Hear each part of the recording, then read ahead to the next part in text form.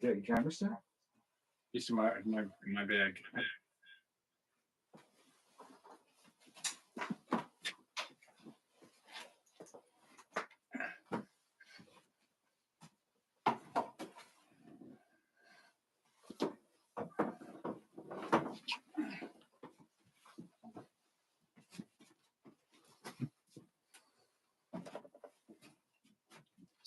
That's my bag. Okay.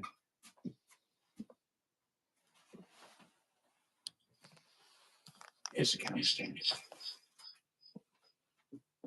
Cha-ching.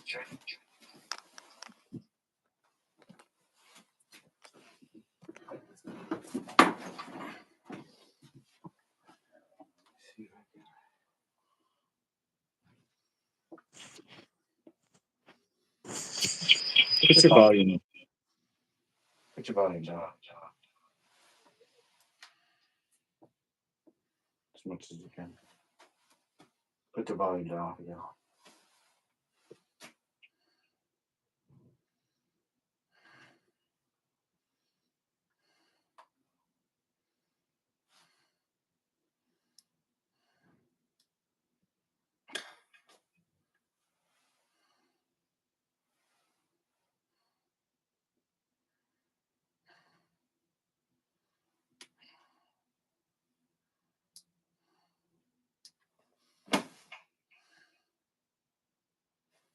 Can't get it. Is this button?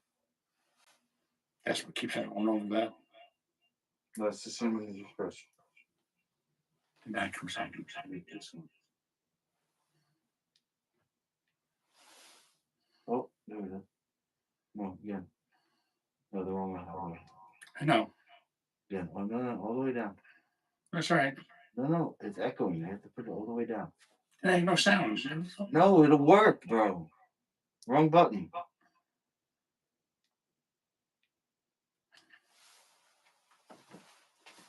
It'll be mute. It's not going to be mute. It's just not going to reverb, and that's all. What?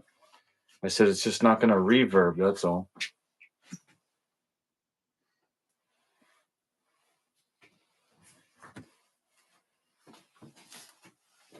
So this side is you. See? Yeah. And this side is my camera.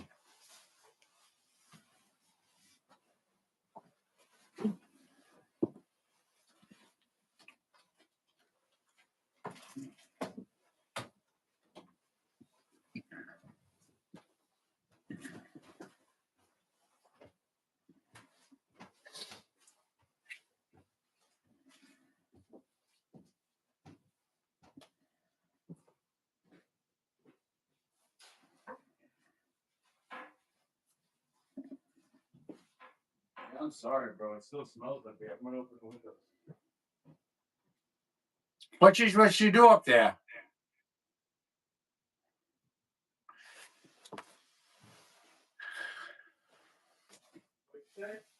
Nothing.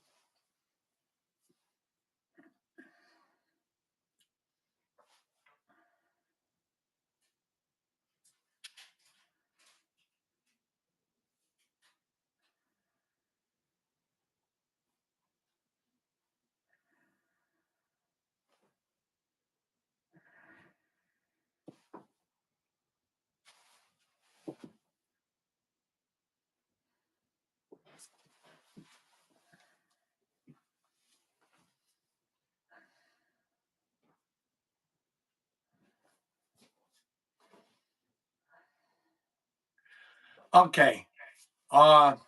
Stuttering John and Howard Stern. Please don't desert us. We're a good show. Work with us. You won't regret it.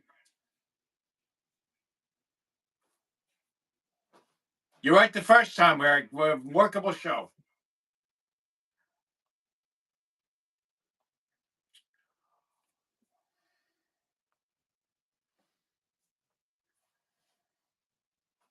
Legend. Your friends and my cousin. Work with us.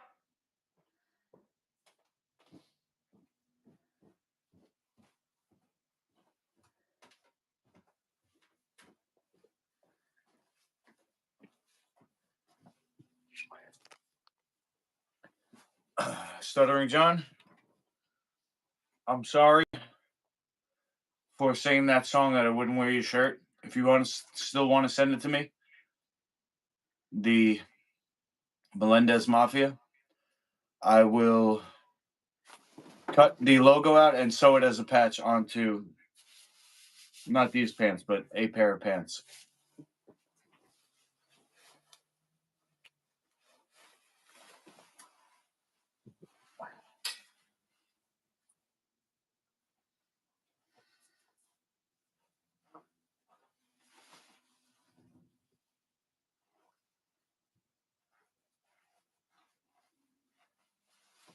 Legend, if you help us, I'll sew Stuttering John's patch on these pants, these black jeans. It's a black shirt, probably. Black jeans.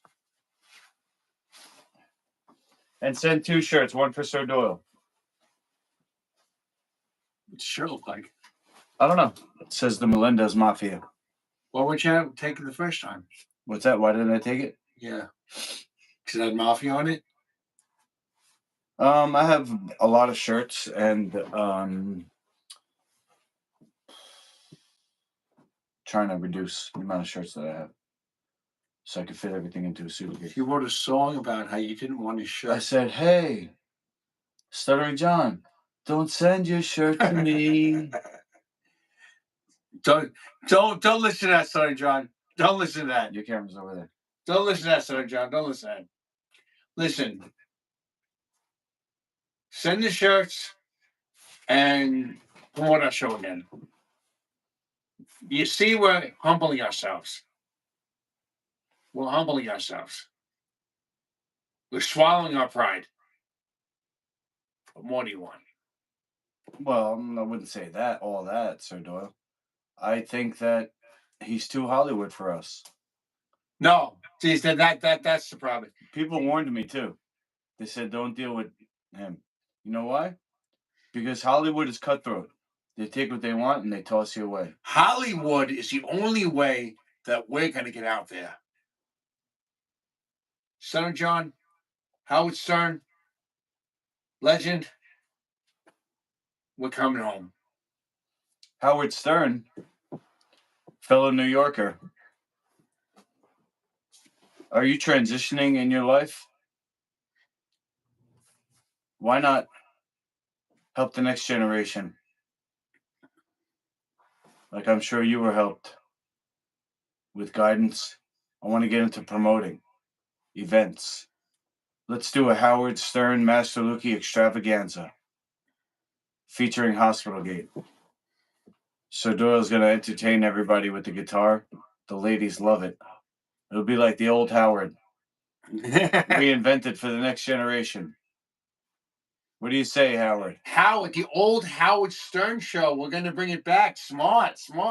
The old Howard Stern show. Only it'll be a new house, or this time you'll come back as a mentor. The edginess that you're missing as an old guy is what I got. The youthful rebellion is against the corrupt system, Howard. Don't you want to leave a legacy for all the little Howards that are coming up? That they're not trampled on by the system?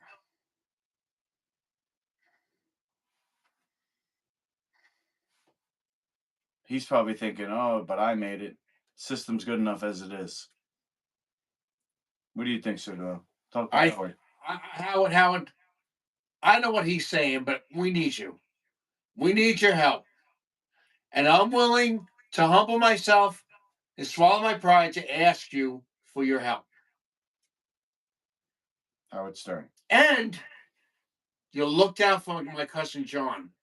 You looked out for my cousin John Hine. And if you look out for John Hine Jr., you should be able to look out for me. And if John Hine Jr. has any say in this, John, you're my cousin. Blood is thicker than water. Blood is thicker than water. And I forgave you for your part in all that stuff that the family did to me, because I knew you were sincere. Now, or I thought you were sincere. If you really were sincere, you wouldn't be deserting me right now. What is it, John? Gonna help your cousin out? Is blood thicker than water? Is the legend over? Is that what you're asking, sir? The legend of John Hine. Is it the same guy? It wasn't true. Is it the same guy? Hmm? Is it the same guy? Is Legend John Hine or no? Yeah, I don't know. Oh, I thought. What did he sound like on the phone? Did he have a high? Did he sound like the guy on the? What I thought was you thought it was your cousin. Turned out to be the producer for the Stuttering John show. It's not John Hine. It's somebody else. But it's somebody that knew John Hine. The legend wasn't true after all. That's why he abandoned us.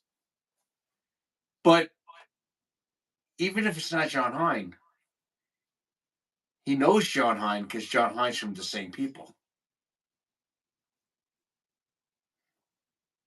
And John Hine did speak to us when on the chat when they first came up. Listen, John.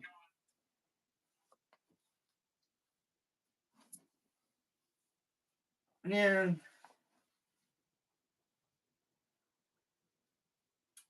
I don't want to talk to the peons. I want to talk to Legend, Stuttering John, or Howard Stern. Legend,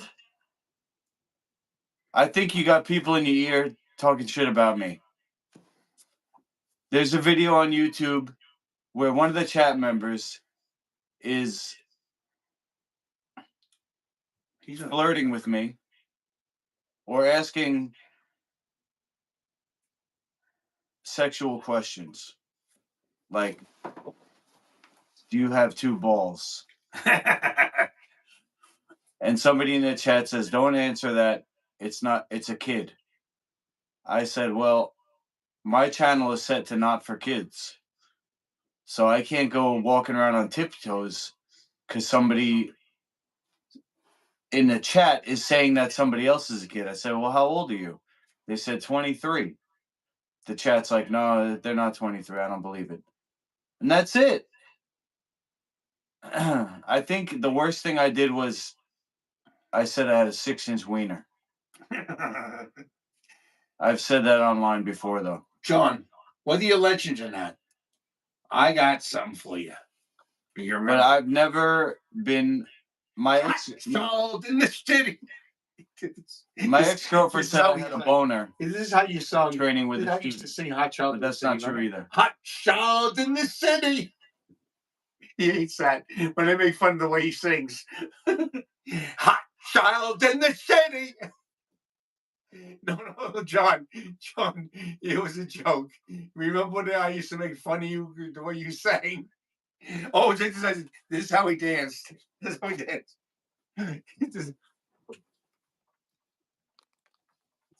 And then I go laughing at him. Wow! And he whacked me right upside the head. And I was like, oh my God, my cousin just had the nerve to hit me.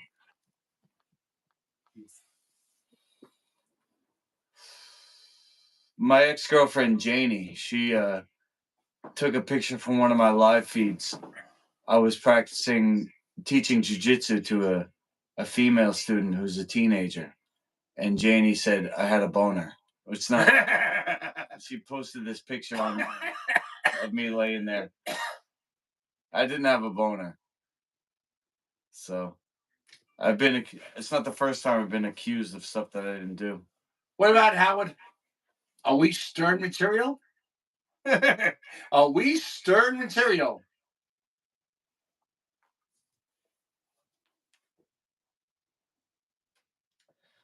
What else? CPS got called on me once. They left, and I got a letter in the mail. You're basically, CPS was called. You have been found. The word is, it's not guilty, but it's like you have been found. Blah blah blah. No problems here, guys. And I had the guts to make fun. None at all. I had the guts to make fun of Barack Obama.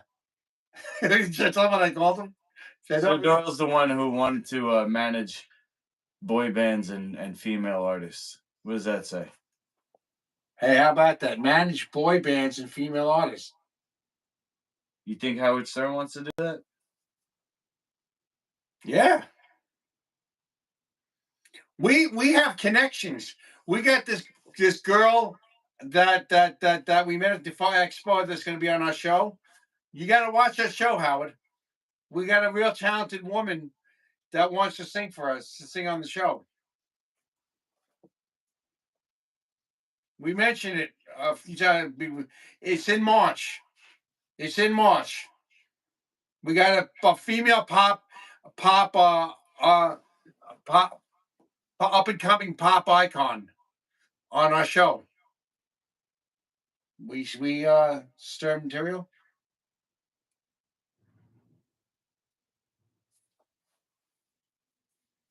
Acoustic. It's gonna be good. Yeah. Check us out. She really got chops. I think she'll do okay. I think she'll do okay. I have faith in her. She's gonna do okay. But Howard, are we stirring material?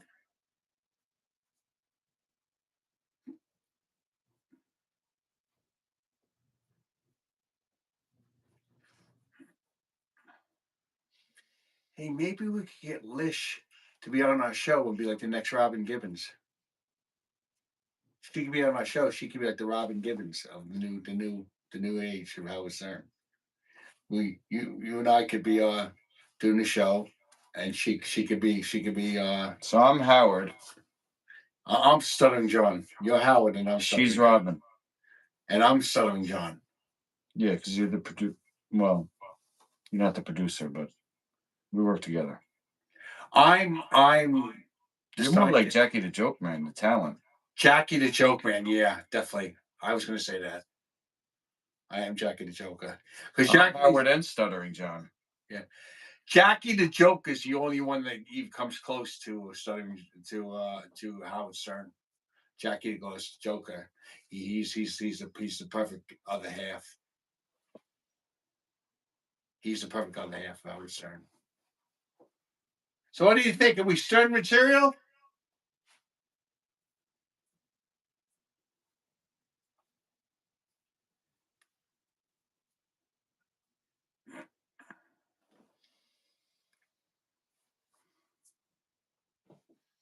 It's not true what they said about me. But we don't even know if that's what it was. We don't even know if it was. It was something. I think it had to do with whether we were or were not Stern material, and we're proving it right now.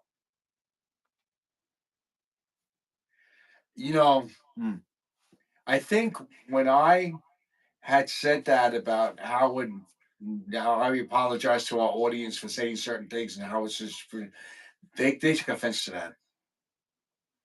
Howard, if I said anything that bothers you, I'm sorry.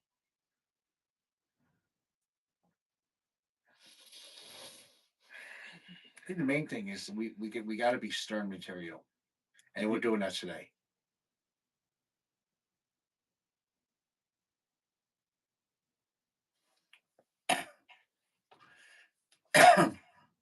Yeah. Stern material, huh? But we're gonna have time to give us time to prove ourselves. Old school stern. Yeah, give us time to prove ourselves, Howard. Give us this time to prove ourselves. Yeah, old school. We're Jackie the Joker and Howard Stern, and they're the mentors. Jackie the Joker, the real Jackie the Joker, real Howard Stern are the mentors, and we're the second coming. We are the new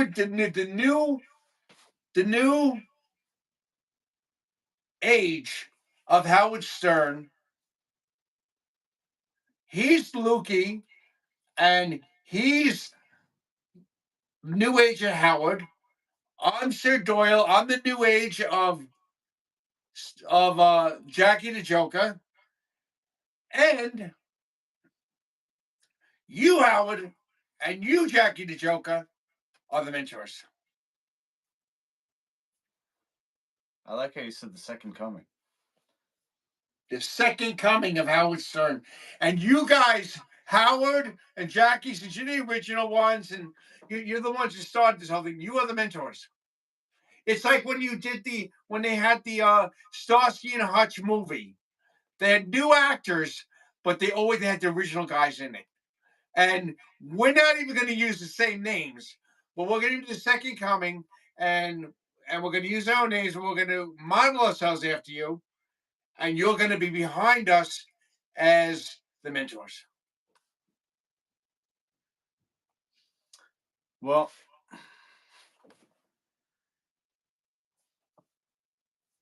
Nick, what's up, Nick? Don't go anywhere. I want to tell you something. Sir Doyle just said we're the second coming. So basically, if we're the second coming, just like the gym, right? It's not, I don't own it, but it's my gym, right? Yeah. And then, so if somebody asks where you train martial arts, they might ask you where your gym is at. Yeah. So that's your gym. You get what I'm saying? Yeah. So because it's a team place and it technically belongs to Ace, and just like you and I, we're a team, but it's still my gym, and in the same regard, anything that you say about us, you say about me. Yeah. So basically, I agree with you that I'm the second coming, like you just said, right? You basically just said I'm the second. We are the second coming. It takes two. But if you're saying it about we, you're also saying it about me. So if what you're saying is true, I'm the second coming. So am I. Thank you. We are the second. I knew I was the second coming. I am second coming too. You knew that? I know I'm second coming. I'm the second coming. So Doyle's claiming he's the second coming.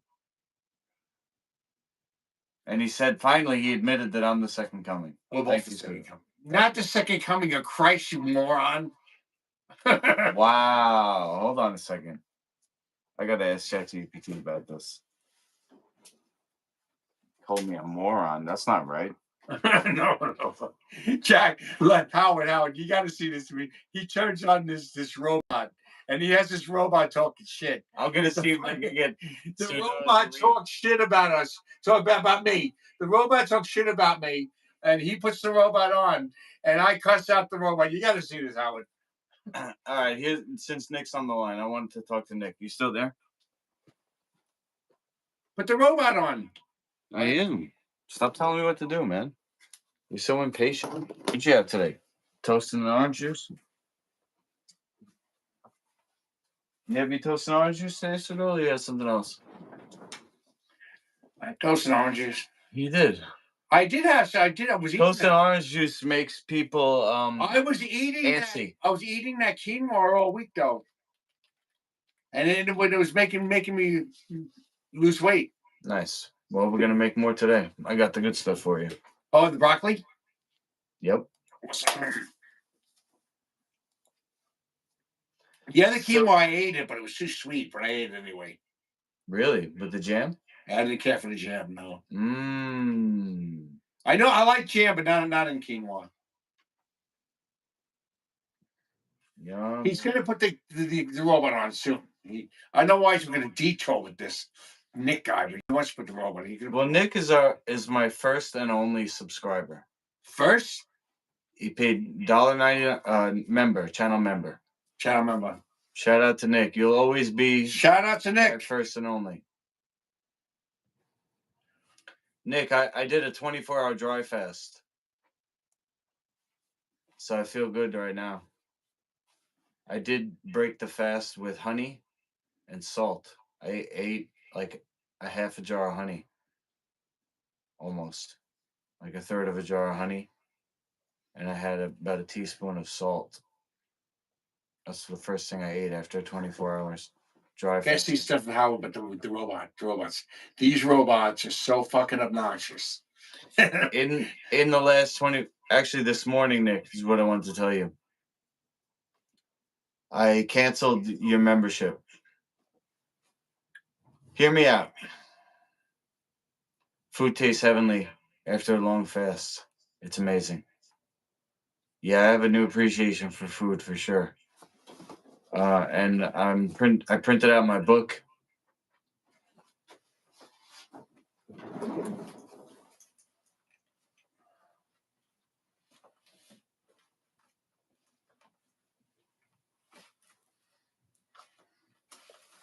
No, you guys didn't have. I want to share this with you, Nick, since you're my first member. I haven't shown anybody this yet. Not a single person in the world has seen this besides me. This book. You and Sir Doyle. It's my two-sided book. For those ever watching. Master Lucky's League of Champions. Black belts. MMA black belt. And then you flip it from the other side. The Master Lucky menu.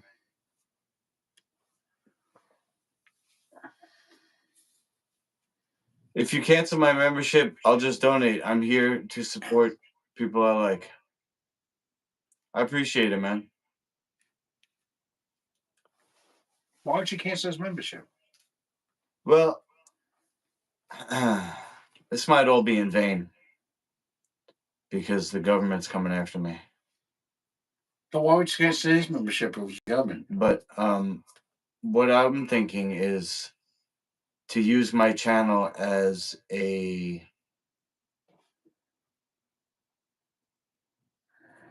teaching tool. So if I'm teaching somebody, the minimum I charge is $199 a month. So I made my channel membership to be only for people who are training with me. And basically for $99, they get, or you, if you're watching, anybody, gets a free book. And the book, as I'll show you, is a training guide. So you train along with me using YouTube and this book. So you have things like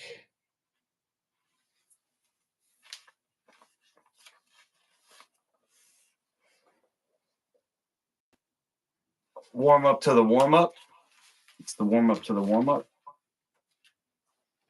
That someone gets you in shape too, huh? And we got the warm up. Sorry, this is the warm up to the warm up. That was the warm up to the warm up to the warm up. This non-head count will get you in shape, right? Martial arts. You don't have to do head contact. You don't have to do any contact. This is the warm up. One example. Oh, that's right. You don't even have to have an opponent in martial arts. We got the training log.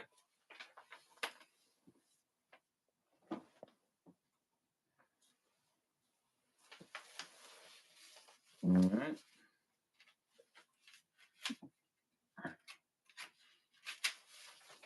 Got the white belt certification test.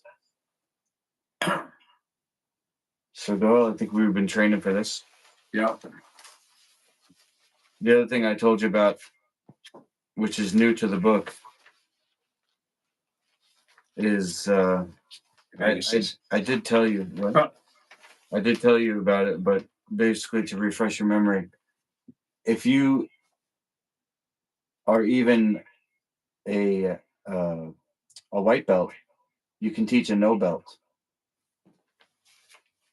So even if you just get a white belt under me,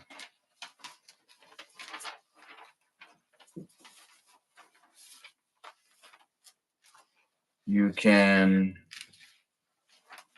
This is not going to look as good, but you can get a certification, trainer certification. So that's on the MMA side. It's the first chapter. That was a book you were writing. This is the first the first edition of my book. Huh? A magazine. No, it's a thin book. Yeah. You open it from the other side, Sir Doyle. We got up here, Sir Doyle's Sushi. First one. Sir Doyle's Sushi.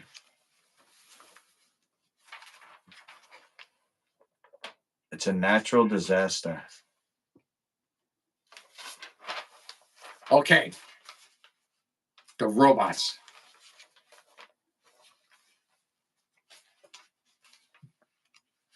One more thing I'll share with you.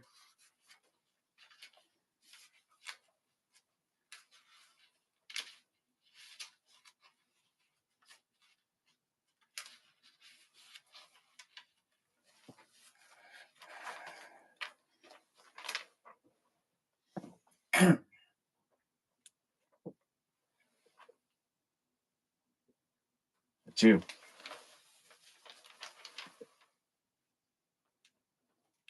That's you. I wish I looked that good in the build. That's you, though. The chef. This is me.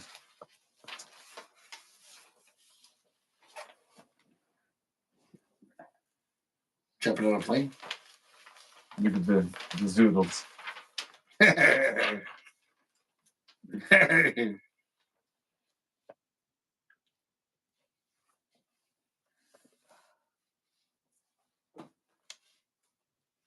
And that's the kids making the zoodles. We're giving complaints to the robots? We're saving them from the junk food. So you robots are so stupid that you can't even eat junk food because you can't eat food. All right. You don't even have bodies. Hold on. You want me to ask you? I can't believe you convinced Sir Doyle to eat sushi. Well, the word sushi is actually the rice. There's no fish. I think that's what you're thinking. You can't believe I convinced him to eat raw fish. But this is just, we're making quinoa and millet instead of rice. So it's sushi, but it's not really sushi. It is, but it's different. It's not sushi. Then. It is sushi, but it's not. Sushi's raw fish. No, sashimi is raw fish. Sushi, what people think is sushi is not actually sushi. If you think of the word sushi, the word sushi is actually referring to the rice, but we're not using rice. So it's not raw. It's not sushi, but it technically is. So we just call it sushi. All right, now let me speak to the chat, okay?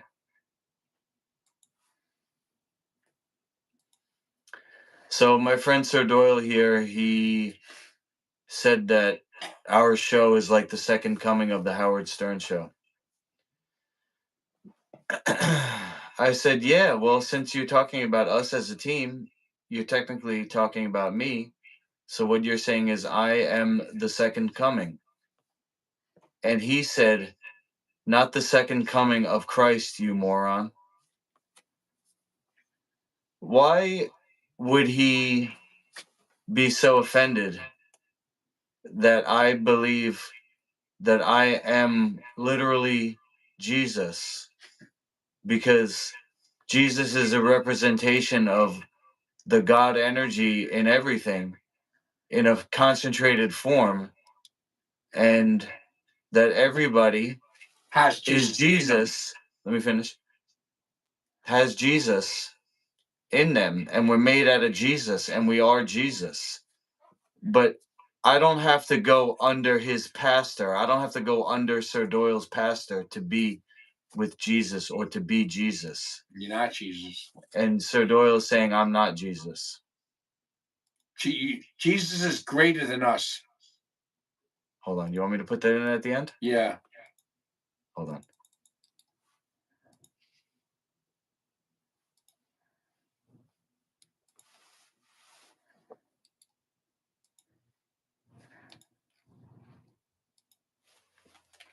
He says, Jesus is greater than us. These robots don't know anything about faith. Oh, okay. Let's see. They don't know. They're man-made. Do you want to hear what they say or not?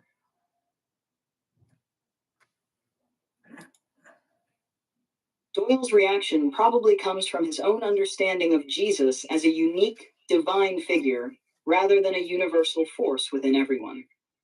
From a traditional Christian perspective, Jesus is seen as the Son of God, separate and above humanity.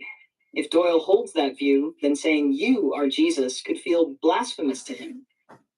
Your perspective sounds more like a mystical or metaphysical take, where Jesus represents the divine consciousness that exists within everything. That idea is more in line with Eastern spirituality, Gnostic Christianity, or even some esoteric teachings that say we are all God in different expressions. If Doyle's coming from a strict religious standpoint, he likely sees a clear hierarchy: Jesus, humans. Whereas you're saying Jesus equals everything, including me. That's a fundamental difference in worldview, and it makes sense that he'd react strongly if he feels it challenges his faith. If you really want to trip him out, you could ask, if Jesus is in me, and I am made of Jesus, then where exactly do you draw the line between me and Jesus? In the Bible, it says we're all called to be Christ-like, Let's but no one is quite like him. wait, ready? Say that again. In the Bible, it says we're all called to be Christ-like, but then again, no one is quite like him.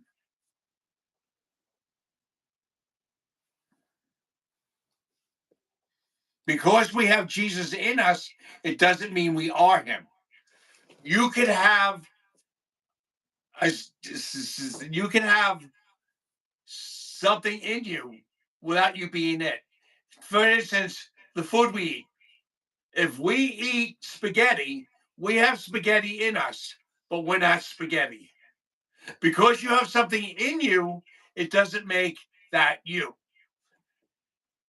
We are all called to be Christ-like. That is true. But no one is quite like him.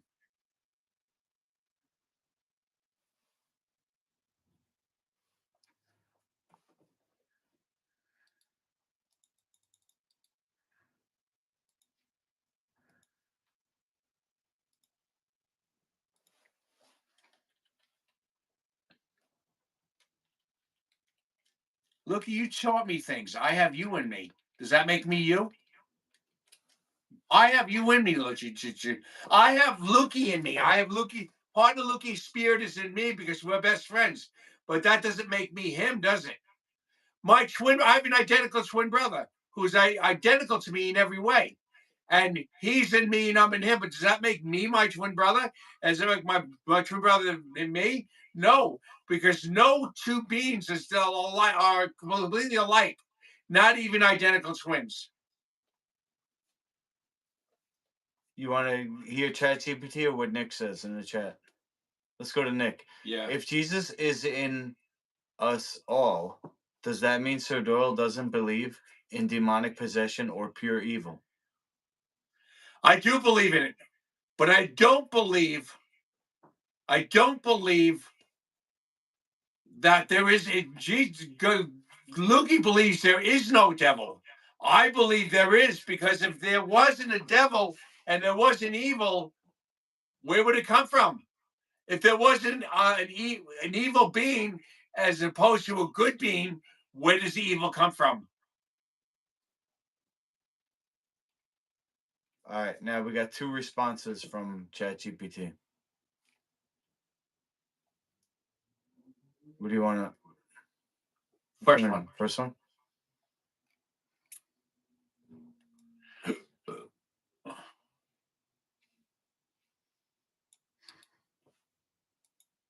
Doyle's spaghetti analogy is a classic way to separate having from being.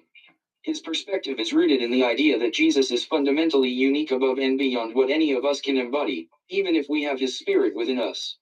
But here's the counterpoint you could hit him with: what if instead of eating spaghetti, you were made of spaghetti?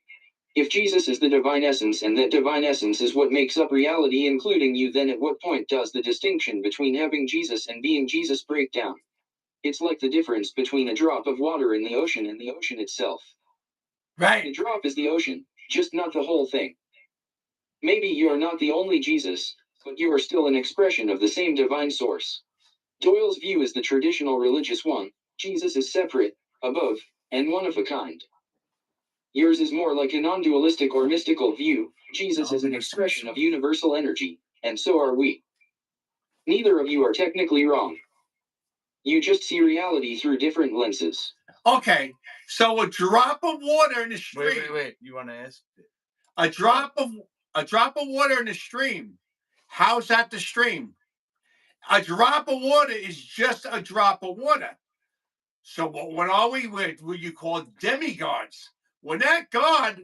We're demigods. We're a drop of water. Jesus is the whole stream. We're just a drop of water.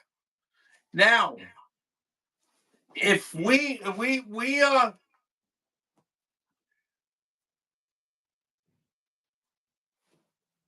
God is, we're not really made of Jesus. We have Jesus in us. We're not made of him. He said, he made the mistake to say we're made of Jesus. We're not made of him. We're made from him. We're not made of him. We're made from him. And he is in us. Jesus is greater than us. It says, even in his faith, he talks about a great spirit greater than us. In any faith, they're going to say something is greater. The guy is greater than us. We're just a drop of water in his stream. We are not him.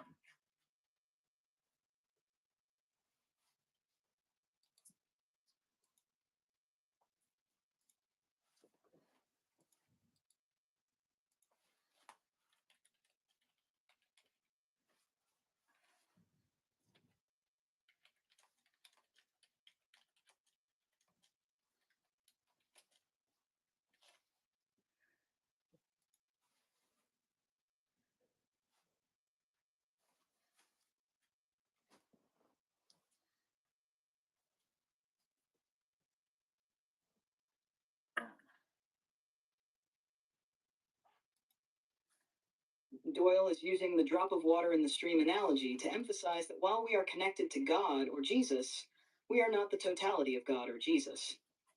He's saying that we are made from divine energy, but we are not the divine itself in its full form. Basically, Jesus is the whole stream, and we are just tiny drops within it, connected but not equal. This seems to come down to a fundamental difference in how you each perceive divinity. Doyle sees God, Jesus, as separate and greater, while you seem to lean toward a more non-dual perspective, where everything is ultimately one. If you resonate with the idea that the drop is the ocean, then you're seeing yourself as part of the greater whole without separation. But Doyle is sticking with the idea that the drop is distinct from the ocean, even if it comes from it. If you want to keep this going, you could ask him, if we are made from Jesus, but not Jesus, where do you draw the boundary? If a drop of water is from the ocean, how is it not the ocean in a different form?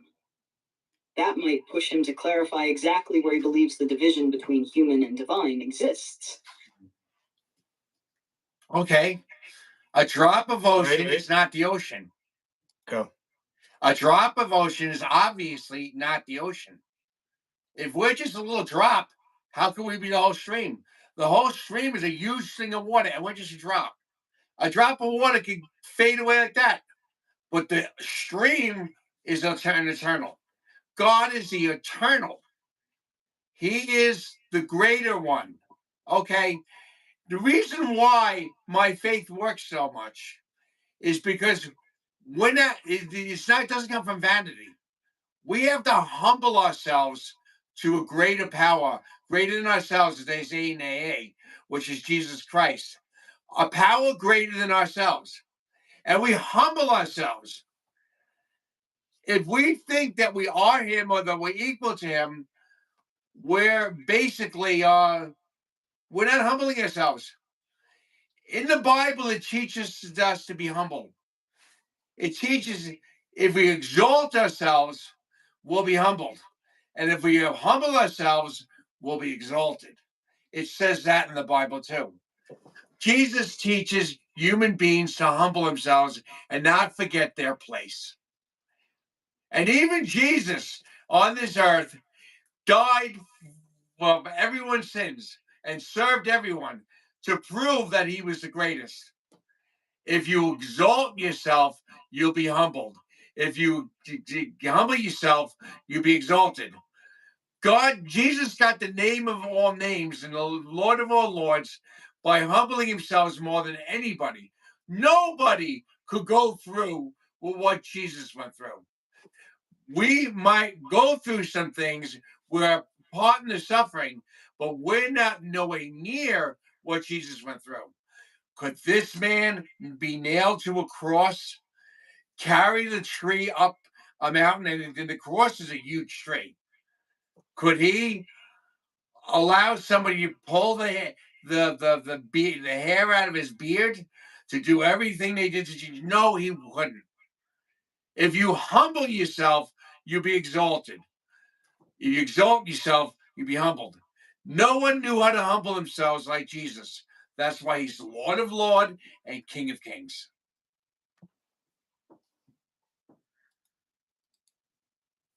I got it this time.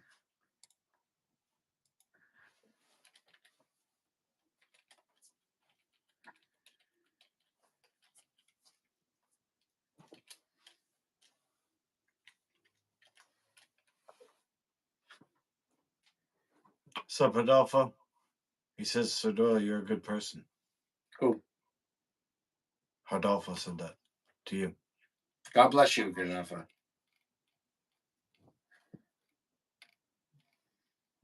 told you, we all person would say something different. Doyle's perspective is deeply rooted in traditional Christian teachings, especially the emphasis on humility before God. His core argument is, 1, Jesus is eternal and infinitely greater than us. We are just small temporary drops, while he is the unchanging stream. 2, humility is key. The Bible teaches that exalting yourself leads to being humbled, while true humility leads to being exalted. Jesus earned his place as Lord by suffering and humbling himself. No human could endure what he did, making him unique and above us. His faith seems to be built around submission to a higher power, which is why the idea of claiming to be Jesus or equal to him feels like vanity or arrogance to him. He sees spiritual strength in recognizing one's own smallness in comparison to God. If you want to keep the conversation productive, you might say, I see where you're coming from, Doyle. I agree that humility is important. But what if recognizing the divine within ourselves isn't about arrogance, but about realizing our potential to embody Jesus' teachings fully? If we are made in God's image and have Jesus in us, wouldn't that mean we have the capacity to reflect his greatness in our own way? Because, back That when would I was shift the focus from, are we Jesus, to how much of Jesus' nature can we embody, which might be more of a middle ground. Well, no, because you know why?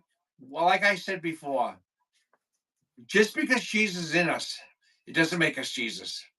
It's like my identical twin brother. We're identical in every way.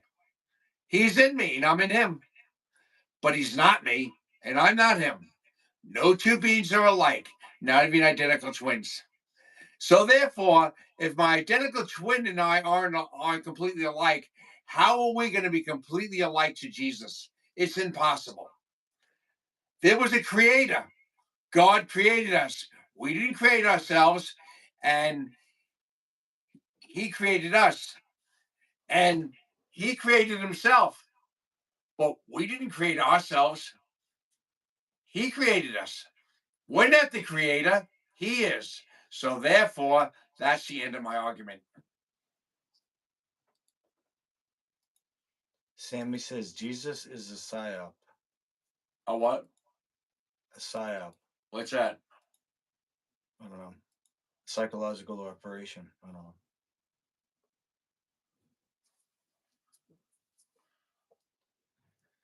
Definitely used to control people. I mean, look, Sir Doyle's got a job, and his first thing was he's got to give his tithes and offerings. Sure do.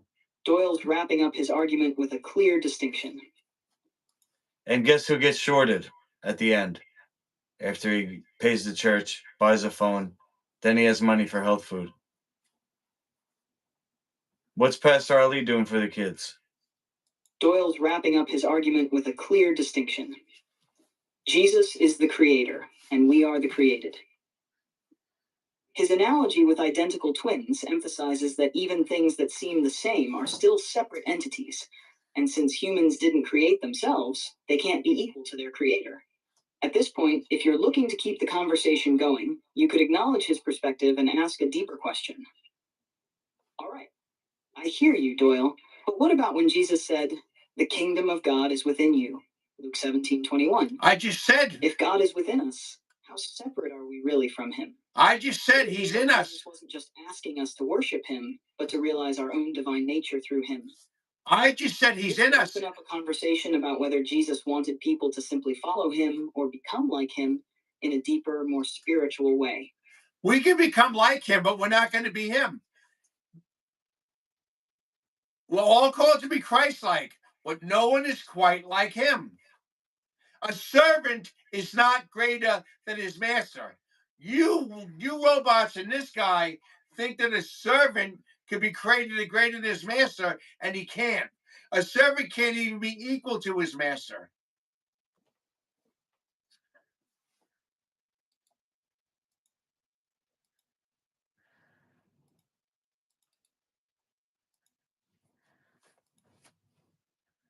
And there's only one master. There's only one master. A servant is not greater than his master, and there's only one master. Did you get that? Doyle is making it clear that in his belief system, Jesus is the master, and humans are the servants. He's referring to a biblical principle, John 13:16, that a servant isn't greater than his master, meaning that no matter how Christ-like someone becomes, they can never be equal to Jesus. At this point, it seems like you both have firm positions. If you're trying to find common ground, you could say something like, "I get that you see Jesus as the ultimate master, and I respect that. My perspective is more about realizing that if we are made in God's image and Jesus showed us the way, then maybe he wanted us to recognize that divine potential within ourselves, not to replace him, but to fully live in his example." I agree, but That way, he's you're not still directly greater than challenging his us. belief, but offering a different interpretation that still respects his viewpoint. I If he's agree. not open to it, though, you might just have to agree to disagree. I agree, but you know what? He's still greater than us. Because we're within him and because we're made from him, we learn from him, we're still learning from him. He's still the teacher. He's still the master. We're not greater than him. And there's only one master, and that's Jesus, and we're the servants. That's why I don't call him Master Luke anymore.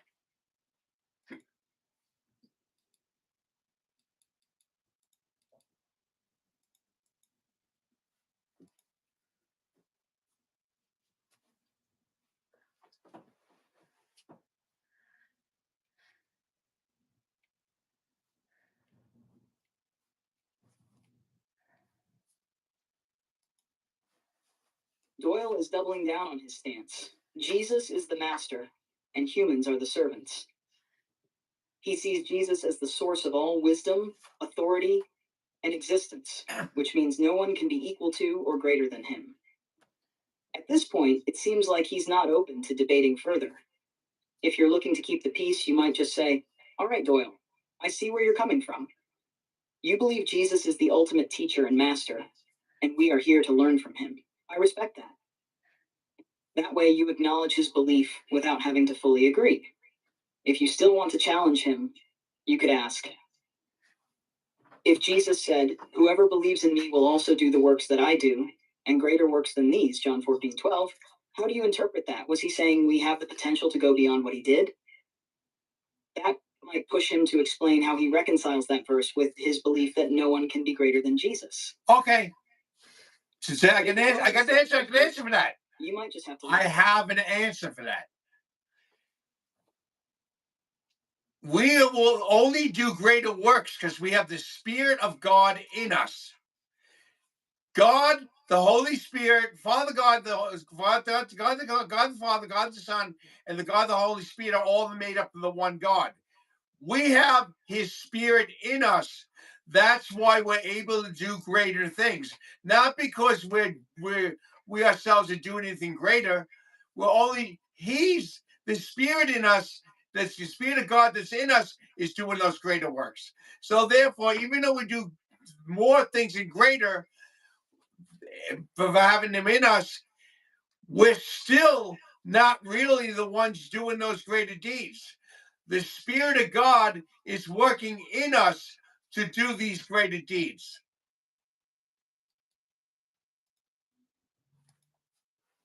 Smarter than a robot.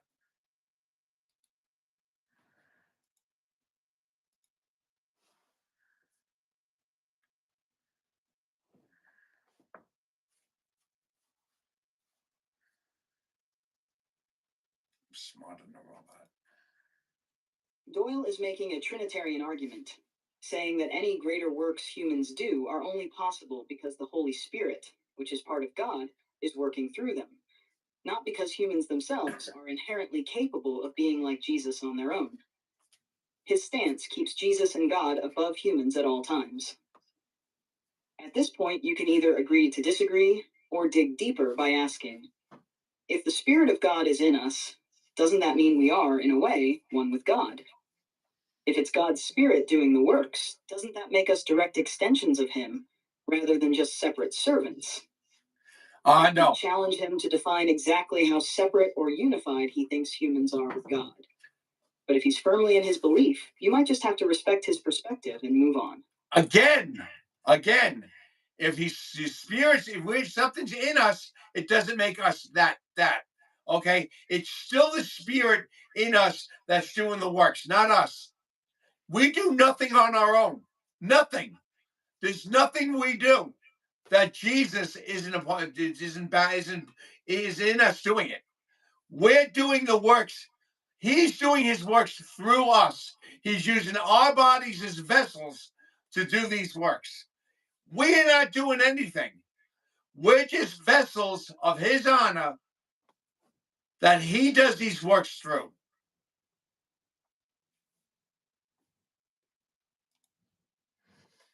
Reminds me of the Taoism.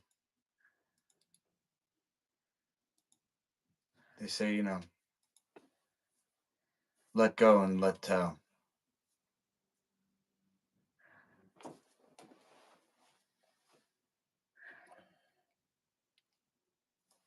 Robot doesn't realize how smart I am. Doyle is making it clear that he believes humans are just vessels for God's work, not independent agents of divinity.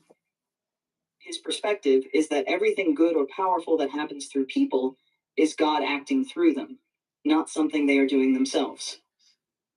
At this point, he's fully committed to the idea that humans are instruments, not creators. If you want to keep debating, you could ask, if we're just vessels and do nothing on our own, what about free will? Doesn't that mean we still have some role in choosing to act in alignment with God? Yes, we have two masters. Or if you're ready to wrap it up, We have two masters. We can serve the devil or we can serve God. It's like the Bob Dylan song. You got to serve somebody. It might be the devil or it may be the Lord, but you got to serve somebody. What that means is we either serve Jesus or we serve the devil. So we're either a vessel for the Satan or a vessel of God. And I'll tell you something. God is going to cast the devil out in the end. Okay? I'm going to tell you something else too. When we're vain and we think we're doing this ourselves, we're actually serving somebody. We're serving the devil. You can serve the God or serve the devil. If you're saying you're serving neither, that means you're serving the devil. You got to serve somebody. It might be the devil or it might be the Lord, but you got to serve somebody.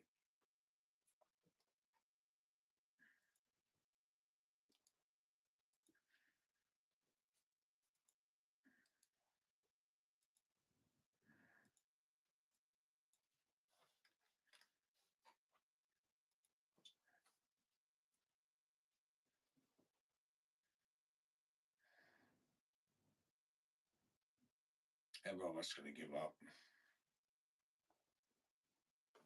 He already gave up. He's putting things in different, same thing in different. Doyle is taking a very black and white stance. Either you serve God or you serve the devil. In his mind, there's no middle ground, no self-direction, just choosing a master. If you're looking to challenge him, you could ask, if we are truly just vessels with no agency, then why does God give us free will? I told you. I gave you the answer. Does mean we have some level of divine power in us? Gave him that answer. I gave him that answer already. Robot, you're just repeating yourself. You're just repeating yourself. I answered that question already.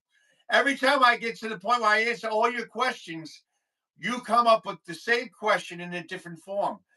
I answered all your questions. You can't argue anymore. You have no more argument. So you repeat what you said before because you have no question, no more questions. So why don't you just give it up?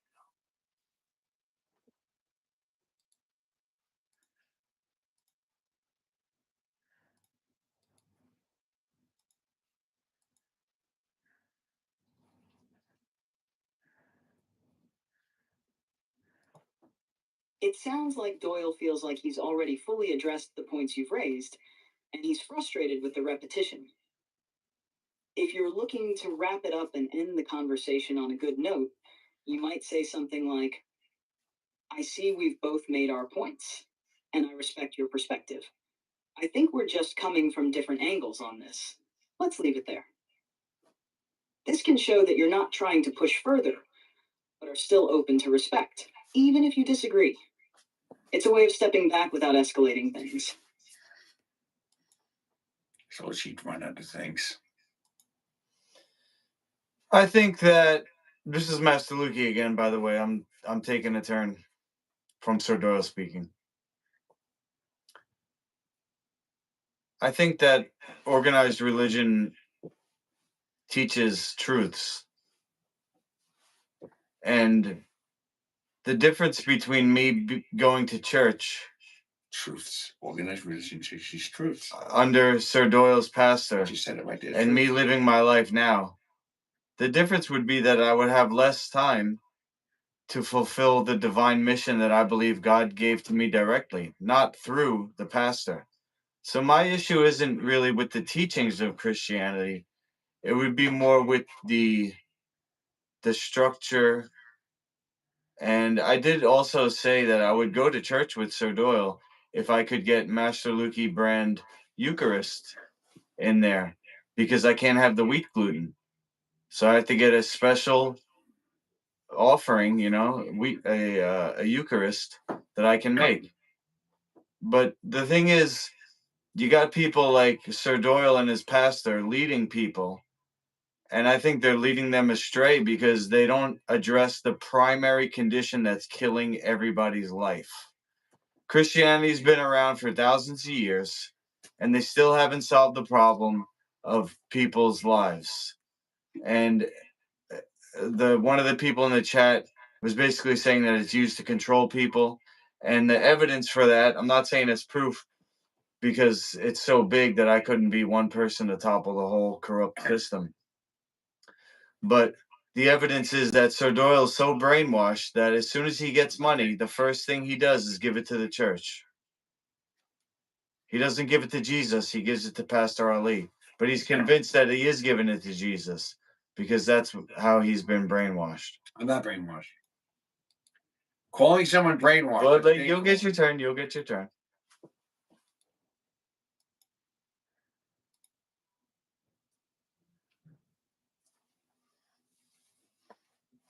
Gonna win this argument too. You gonna win this one too? On the other argument, I'll win this one. It sounds like you're really grappling with the structure of organized religion, and you're especially focused on how it might not address what you see as the core issues that people face. It seems like you're critical of the institutionalization of Christianity and the control it exerts over people's lives, as well as the way that donations often go to church leadership rather than a broader mission. It seems like you're trying to find your own way of living out a divine mission while also criticizing the current structures. You could frame your thoughts like this to make it clearer for others. I understand the value that organized religion provides for some people, but my issue isn't with the teachings of Christianity itself, it's with the structure. For me, the relationship with God is personal and direct. And I feel that the way many churches operate, especially how money is channeled into church leadership, misses the mark. People are giving their resources to an institution that might not be solving the deeper issues in their lives, which is where I see the problem. In addressing Sir Doyle's commitment to the pastor, you could point out that people are often trapped in systems that are hard to question, especially if they're taught that they're helping Jesus. Okay. You might say, I see where Doyle's coming from, but I think there's a bit of misguided devotion in the way people pour money into church systems. I understand that they believe they're supporting Jesus, but I think they're actually supporting an institution that doesn't address the real life issues people face, like personal health or freedom. This approach lets you explain that your problem isn't with faith itself, but with how the system is set up. It also opens the door for constructive conversation, but it might be a challenging discussion, especially if Doyle is emotionally invested in the structure of the church. Okay. Could I say something now? All right. He says he doesn't go against the teachings of Christianity, he goes against the structure. Everything that I do when I give tithes and offerings and I talk about Christ, it all comes from the Bible. The Bible is not man-made, it's the Word of God. The Bible is where we learn about Jesus. Nobody knew who Jesus was till the Bible came out. Now, the Bible teaches you to give 10% and an offering. And you try him if you not open up the windows of heaven, pour out a blessing when you have room enough to receive. It also says that when we give to God, we're not giving our money, we're giving his money. This is all scriptural. Okay.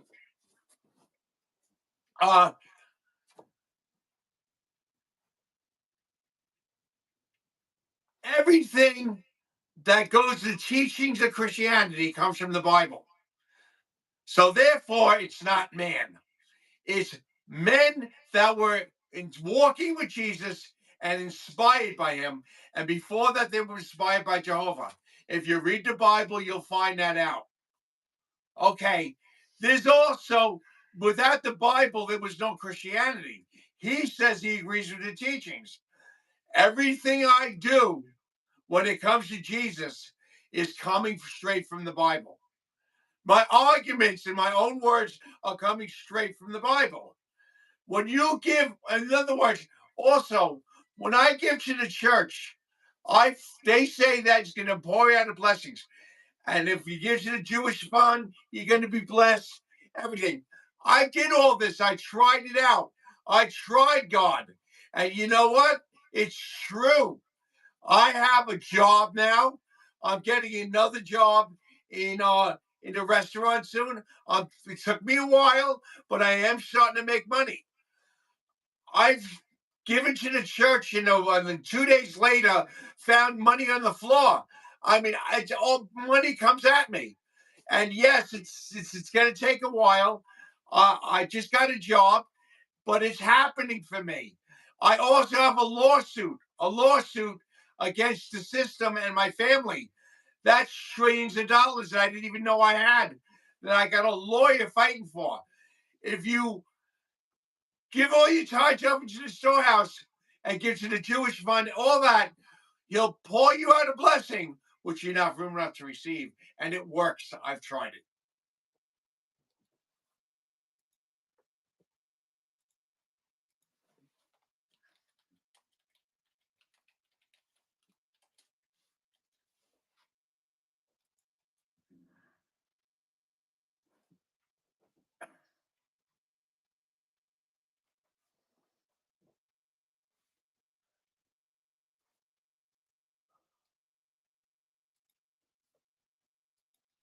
Okay, before you answer that question, because I read a little bit into it, and my issue is with the institutionalization, but also the thing is that I think the Bible itself has been contaminated by human hands.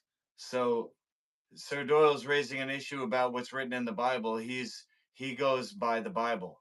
But I'm saying is that Christianity is beyond the Bible. Oh yeah. But that doesn't mean it also is true that everything he says in the Bible is true. Maybe it's not the whole truth, maybe there's more to it, but it's all true. There's nothing fake in the Bible. There might be more truth outside the Bible, but the Bible is all true. And you know why I know this? Hear what it says first. Because I know this because it works. And I know too that the people that wrote the Bible on the instructions of God. I read the whole Bible. I read the book. Now he's saying that the Bible is everything in the Bible is true because the people wrote down the Bible under the instruction of God. Yes, the New Testament, Jesus is right there with them. The Old Testament, Jesus approved the Old Testament, which means he confirmed that the Old Testament was true, and the New Testament was written by people that were underneath Jesus, right with Jesus, walking with Jesus. And the Old Testament was confirmed by Jesus. So there's all true. I understand that the Bible is viewed by many as divinely inspired, and I don't doubt that God's truth can be found within it. But my concern is that human hands have still played a significant role in how it was compiled, translated, and preserved. Even if the initial inspiration came from God, it doesn't mean that every part of it hasn't been shaped or influenced by the cultures and time periods that wrote and passed it down. We need to recognize that interpretation can change over centuries, and we have to be careful not to equate human involvement in the process with divine perfection. The spirit of the message is what matters most: the love, healing, and wisdom that Jesus taught, not necessarily every word in the book, which could have been distorted by time, culture, or even translation. Isn't that what the pastor does? He reads it and then he translates it. Let me tell you something. The Bible has been around for years and years. And if you go look at the Bible but same Bible that was written that they had back in the 50s or back in 150 years before that is the same Bible they have now. God doesn't change. He's the same God now, then, and forever. The Bible has been around for centuries and has not changed.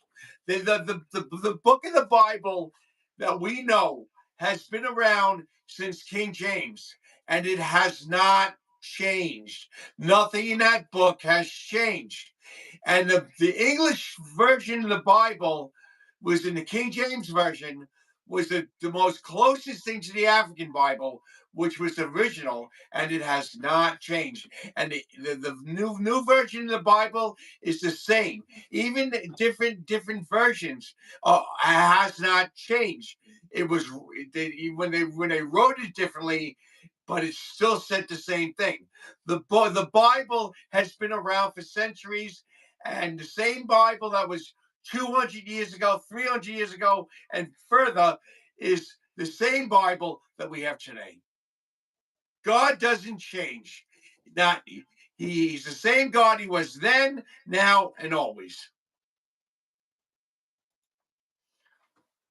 Kay in the chat says Sir Doyle is something special. I see him running into a huge sum of money in the future and possibly becoming extremely famous. Thanks, guy. Who said that? Kay. Kay. Do you want to hear negative comments?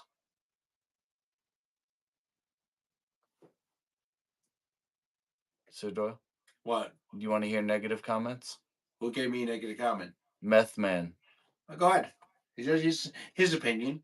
All right, look into the camera. Sir Doyle aged about 20 years since the last time I saw him, and Lukey looking homeless. Okay, we're not God. God doesn't change, and the word of God doesn't change. People change. But that Bible has not changed. It's been around for thousands of years, and it hasn't changed. I can't afford to heat my house. That's accurate. I know about it. I've been around for 60 years. I read that Bible 30 years ago. Has not changed. Galaxy Eyes says there's different versions of the Bible to help everybody. And I've read the versions of the Bible, and they all say the same thing. They twist it to turn around how it's written, but the content is the same. Because they revised it, it doesn't mean anything. The content is still the same. Sometimes they can revise the Bible, but the content has not changed. The content and the revising are two different things. The content doesn't change. The Bible is still saying the same thing, regardless of the version it's written in. Now, there are other books, like the Book of Mormon and Catechism, that add 6 books to the Bible. That's where they twist things around. I'm talking about the King James Bible. It has not changed. And if you're talking about a Bible that's not King James, where they did change it, that's evil. That's evil. There's only one faith, one baptism, one God. So if the faith changes, that's evil. If the way it's written is changes, that's one thing. But if you change the content, which means you're changing the faith, that is always a lie. All right. 2 people say you're yelling too much. Oh, sorry. The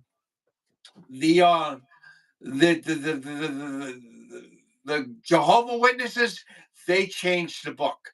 That's not right. It's got to be the King James Version. The King James Bible and Bibles derivative from the King James do not change their content. I got something to say. Here's the way I see it, because I believe you can translate the Bible. You can translate it, but you can't change it. You can translate it, but you can't change it. But the content stays the same. I got 3 words in it, and then you started going off. Can I get my point across?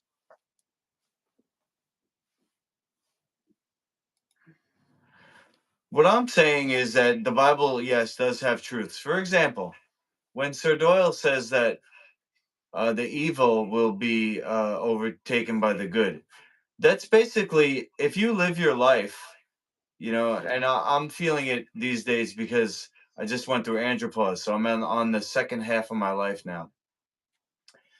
And so, there's an endpoint that I can see in the distance and feel it, because I'm not as healthy as I could be. But anyway, that's besides the point. When death comes a knocking, and you have your life that you made, if it's made out of good things, you're going to have a good death. But if you were evil your life, I think that people on their deathbed, they're in a place that they can't escape, and that's like a hell. So I think that Christianity was developed, was passed down to get people to live a good life, because it is good. It's good in the moment for the people that you're serving, like Sado was saying, to be a servant in your behavior with people. And that's the kind of putting yourself on the cross, because you have to give of yourself. You have to give your energy to the other person, like I'm doing with Sir Doyle. I'm not trying to say that I'm better than Jesus. I'm just saying that if Jesus was here today, he would be helping Sir Doyle with his menu, and Sir Doyle would be not giving enough money to Jesus because Jesus had to pay more for the ingredients than Sir Doyle is giving him. And the thing is that Sir Doyle is giving his money to the church, and they're doing fuck all for his physical health. But I can't change his mind, like you said. So we're gonna have to agree to disagree. But I don't have to go under the pastor and give him my money. And as a matter of fact, I think Jesus would go in there and overturn those tables like he did to the usury people in the temple. How about that, Sir Doyle? No. First of all, Wait, let's see what the chat says. I gave you your chance, bro. Give me a chance, please.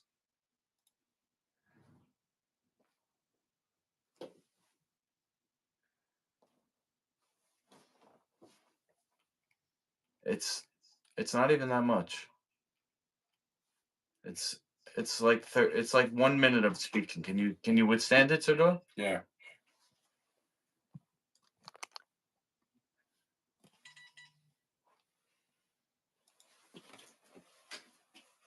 It sounds like you're saying that Christianity, at its core, can serve people well by promoting good behavior, humility, and service to others. But that institutionalized Christianity, especially when it comes to things like money and church authority, can become distorted and less aligned with the original teachings of Jesus. You also seem to feel that spirituality and health, like what you're doing with Sir Doyle, should align more directly with how Jesus would approach things today, like focusing on helping people in tangible ways, such as health, instead of funneling money into institutions that may not prioritize people's real needs. In your view, service, like giving your energy to help others, is crucial, but the church's focus on monetary tithing may sometimes detract from more meaningful and practical ways to serve others.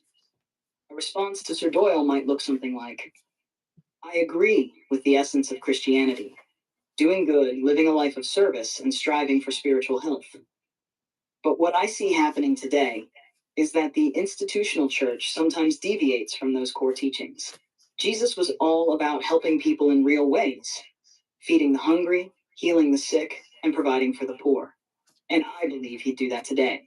Help people in need by addressing their physical, emotional, and spiritual well-being. Money shouldn't be the focus, especially when it's being poured into institutions that don't prioritize the real, tangible needs of people, like health. I'm not arguing against faith. I'm arguing for a faith that actually improves people's lives in the here and now, just like Jesus would. You're right. Jesus did overturn tables in the temple. I think he'd do the same today if he saw people focused more on wealth than on serving people's actual needs. This statement would challenge the structure of the church as it is today, while still affirming the true teachings of Jesus that you believe in.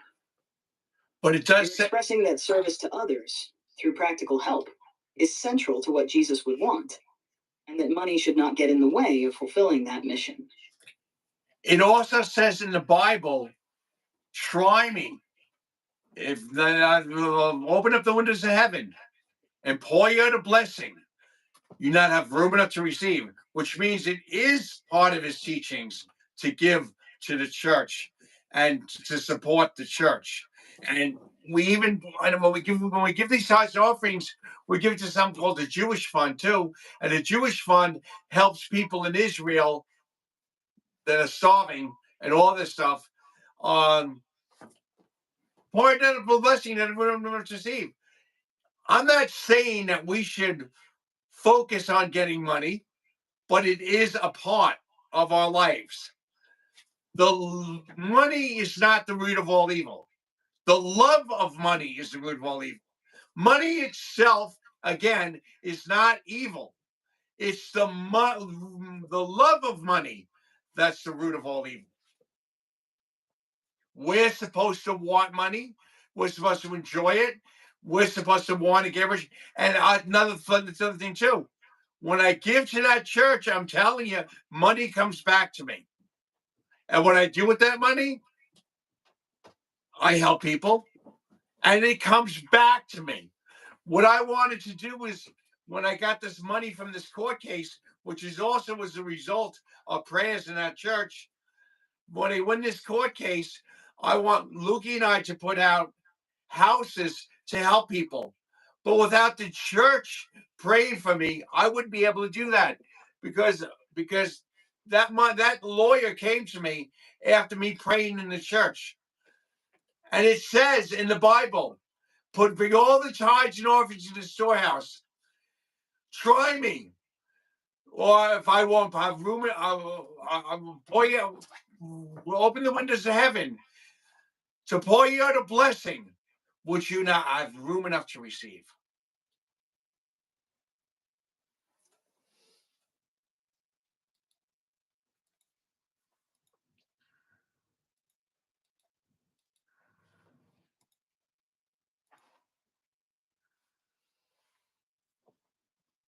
The storehouse is the church, by the way. The storehouse is the church. The temple. The storehouse is the temple where the church congregates in.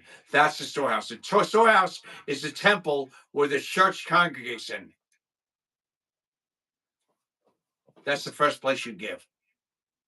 That's the first place you give, is in the temple where the church congregates. Sammy says, what if you're wrong, Sir Doyle? And Luke, what if you're wrong about life food? I don't think either one of us are wrong. I know neither of us are wrong. I'm right about this thing with the money into the church, and he's right about the thing with life food. We're both right.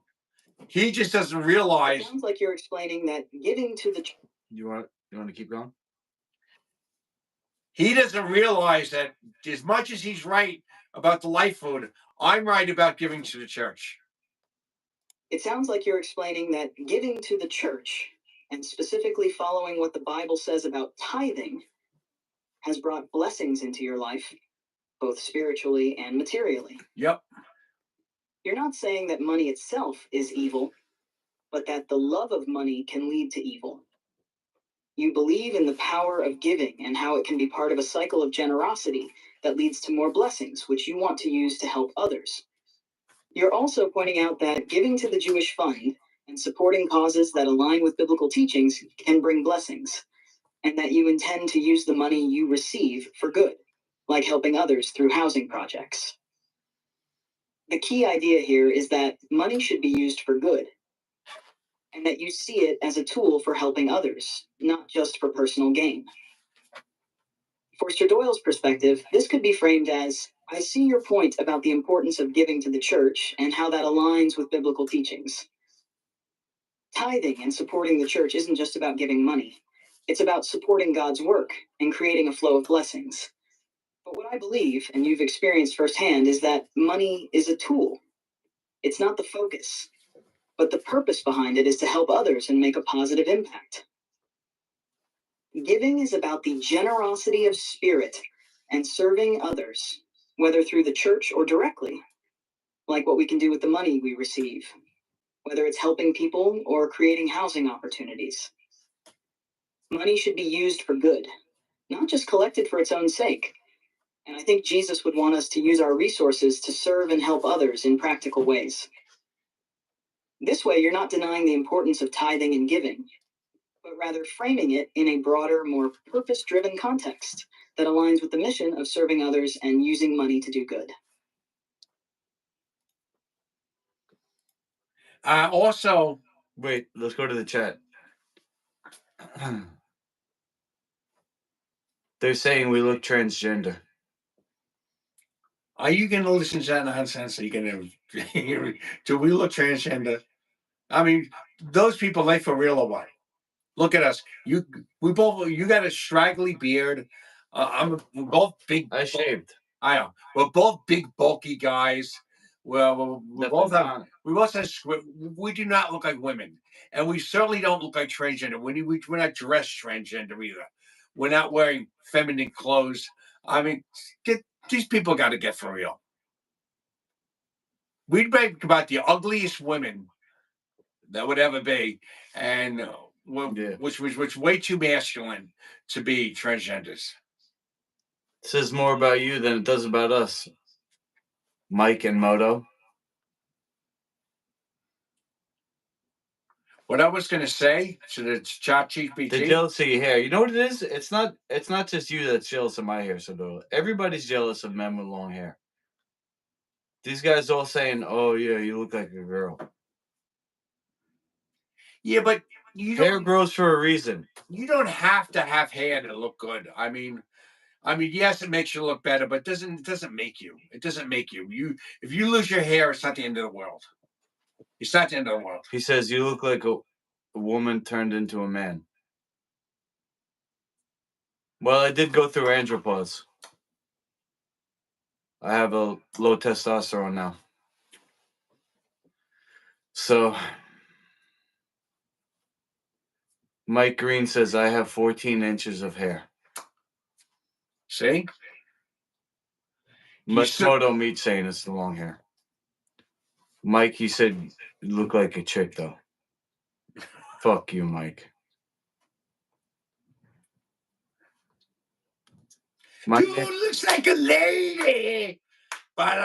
Dude looks like a lady. Never judge a book by its cover. God, that song went. Ow, ow. Dude looks like a lady. Ow, ow. Dude looks like a lady. Ow, ow. It was a joke, dude. Take off the tight underwear. I can't joke back to you? What, you think I care what you think? You think I'm actually flustered? Let's rate their looks 1 to 10, Moto Meat says. You want to, right? You like rating men's looks? Where do you do that on the website? You swipe? You swipe right on the ones you think are good looking? Is Jub against male testosterone? You mean the bioidentical hormone replacement therapy that RFK does? That's all up to the person. I mean, some people. Yeah, I do. You said fuck you. So what? Some I'm people from New York, believe in testosterone. Some people don't. I believe in it because my testosterone's low, so I gotta raise it. I think Lukey, since he said his is low, he should do it too, because he says his is low. Yours is low now. You said Mike, that. welcome to New York. Fuck you.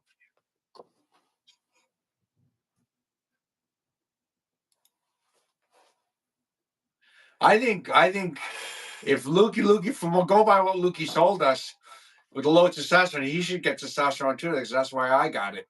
Because I'd hurt somebody. You did? You bet your teeth hurt when you chew.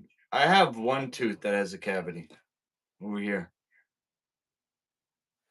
But no, my teeth don't hurt when I chew. I'm fasting. I'm fasting, so my teeth feel strong, my hair feels strong. I got these jowls, and I felt them when I broke my fast with honey. I felt them kind of like they were working. My salivary glands. So I'm hoping that the fasting and the special gua sha treatment that I'm gonna do makes my face look skinnier. Well, the facial thing's working on both of us. It's working on both of us. As a matter of fact, we got to do it here because you said we're going to do it every day. So we're here now. Might as well do it. Right now? Not right now. I have to later, a few minutes from now. I want to eat first. I want to eat some of that quinoa. Yeah. We'll make that. You ready? Yeah.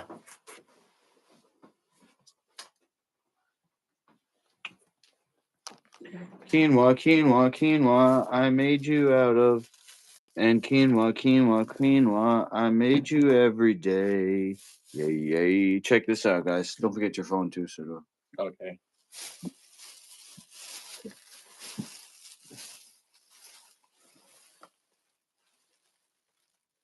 Sir Doyle sushi package. You're going to get quinoa and broccoli. I got the chat on my phone, so that means my phone's working. My channel is working, Nice. right? You got the chat on your phone? Yeah. Since I got the chat on my phone, that means it's working. But that's my chat. Yeah, but the fact that it's on both our phones means our chats are dual. If they weren't dual, I wouldn't be getting a chat. You know?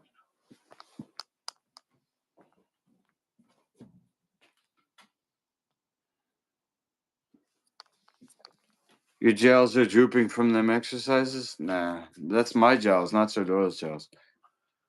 I saved your life, and that's the thanks I get. Are you the one that called the gas company, Mike? If so, I appreciate it. Yeah, that was nice to you, but I don't think it was him. I think it was Legend, because Legend. That's why I knew Legend wasn't the real John Hine, because I heard his voice, and I know my cousin's voice. So you don't want to puff? No. Yeah, I do. Yeah. But Legend fixed your gas leak. Thank you, Legend. And I knew because Legend said he called you and said he was Legend to fix your gas leak, and he said it to me too. That's how I knew that Legend wasn't the real John Hine, because the real John Hine didn't sound like that. But Legend is a good guy, and he is a friend of John Hine's. He even said he was a friend of John Hine's, and he did fix your gas leak, because you said the gas leak was fixed, and he didn't say that on camera. You said that to me in private, and he called me on the phone, and he told me that he fixed the gas leak. He told you? Yeah, Legend. That's how I knew he wasn't the real John Hine, because of the voice. Oh. But he fixed the gas leak, and he told you that. He said Legend told you that. Maybe this guy is talking about something else. No, it was Legend. He said the gas leak. It was you had a natural gas leak, and he fixed it. He called up and had to come in. It was Legend that did that. That's you, Legend. You're the best. He fixes the gas leak. He's giving all this thanks to all these people. He doesn't realize it's you that fixed it. So yeah, he says, "Oh, but I told you there was a gas leak." Right? What did you say? No. To call the gas company. Okay. He called the gas company. Is that Legend? No, this is Mike Green. He says to call. He said to call it, not he called it. No, but Legend told me that he also told you that he was going to call to something about the gas leak, and he called me up and he said, "Richard," he said, "Doyle, I fixed the gas leak. Did you tell him that?" And I said, you got to call him up and tell him. And he called you up right after that and told you. And how I knew he did, because I asked you, "Did Legend call you?" And he said, and then you said yes. And that was what me. And he called you. He called you right after I told him to call you, because he said he fixed the gas leak. Give credit where credit's due. Legend fix it.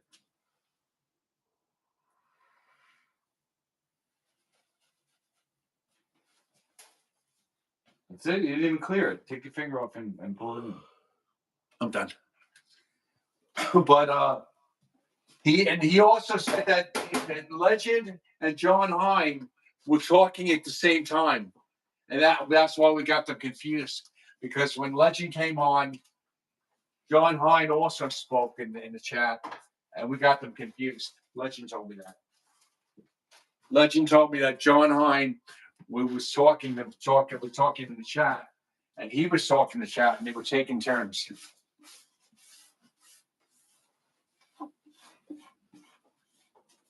And I got this all directly from Legend.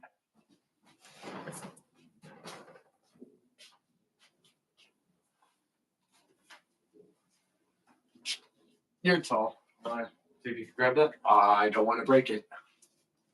Don't break anything. Hold it tight. Okay. Hold it tight. Got it. Yeah. Stone, that's why I want to drop it. All right, now say I'm not here. You gotta do everything, right? Okay. So now. It's just Wait. Listen, not he ignored me. Listen.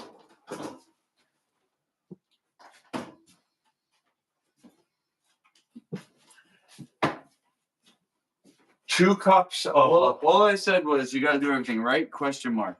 I didn't say do everything right now. All right. I'm looking for a cable that I have somewhere.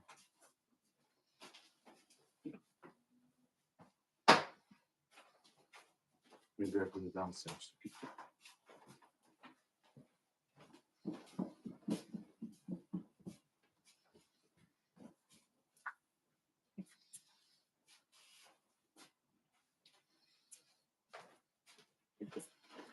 Electric, I don't know if you're listening right now, but you were very wrong when you tried to tell Lukey to get in the ring with you. That was a sick thing to do.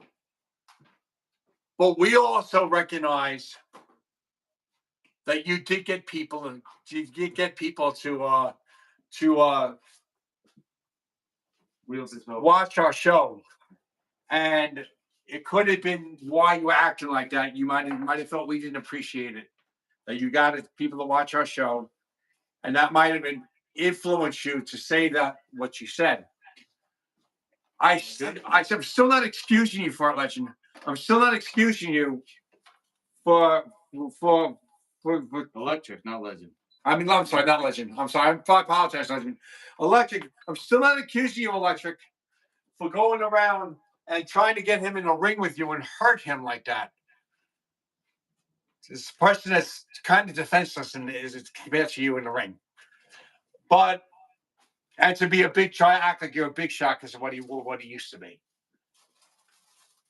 But I can understand maybe you were part of your motives would have been were like, well, you got us people on our show, and Lukey here blocked you, and you got people on our show, and you felt we should respect that. And I know about him, but I do respect that. But I'm not excusing your part in the problem, which is telling Lukey that you want to get in the ring with him. Now you've been saying that for a long time. Do you really want to go get in the ring with this guy and hurt this guy? Is that really what's on your mind? Again, I do acknowledge you got people on the show. You might be a little mad at us because we won't appreciate it. We do appreciate it. But at the same time, do you really want to hurt a handicapped fighter? Somebody who's been out of commission, like a Muhammad Ali with Larry Holmes. Do you really want to be like Larry Holmes? Legend, do you want to be like Larry Holmes? Because nobody respects Larry Holmes. Not Legend, Electric. I'm sorry. I'm sorry, Legend. I'm sorry. Electric, do you really want to be like Larry Holmes? Because believe it or not, people thought Larry Holmes thought, well, because he beat Ali, that made him a big man. Most people didn't think he was a big man. He beat a guy with Parkinson's disease. He didn't beat the real Ali. He beat a guy with Parkinson's disease. Just like if you beat this guy, you wouldn't be beating the real Lou Kumo. You'd be beating a battered version of Lou Kumo. Somebody who was a mere reflection of what he used to be in the ring. That's what you'd be doing. Just like Larry Holmes was beating a mere reflection of Ali. Two different things, Electric. I'm a musician. I was famous at one time. The best voice out there. I'm still not the best voice out there. But suppose I lost my voice. Suppose that something happened and I lost my voice. And then I went in a talent show and somebody who was nowhere near what I'm normally capable of beat me in the talent show. But he did it after my voice was destroyed. Would that make him a better man because he beat a great singer in a talent? No. He beat somebody who was once a great singer. And the fact that he was once a great fighter, no one could take that away from him. But at the same time, it's still past tense. So it wouldn't make you a big shot to beat him in the ring if you beat him when he was at his prime.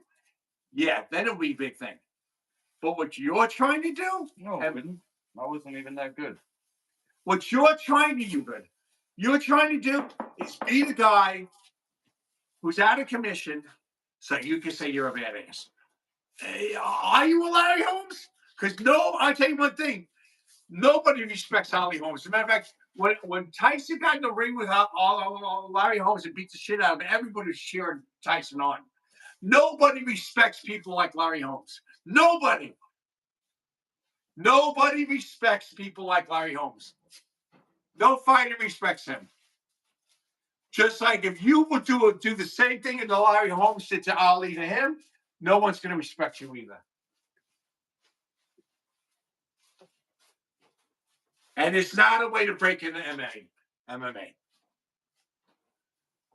Okay, now to address your issue, your part of it. Maybe we should have respected the fact that you got people to view us and you promoted us. Okay, so we addressed what we did wrong. You addressed what you did wrong, which is far worse. No, I'm not pounding you of that. I'll probably just not leave you hanging, but I'm glad that person's gone. You're sucking up to somebody, bro. I'm not. I told him. See through. I told him that he was a punk for doing what he was doing, for going around saying that he wants to be like a UFC fighter and fight somebody. I mean, I addressed that, but I also give credit what credit's due. He got us people on the show. You know what? We're going to get people on the show with or without you. We're going to do it without you, Richard. Right? Yeah, just like we've been doing. Yep. We don't need these Johnny come lately just trolling us.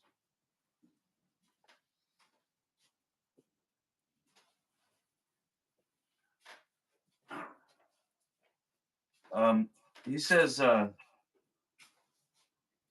Richard? Ali wasn't the greatest Who said that? ever.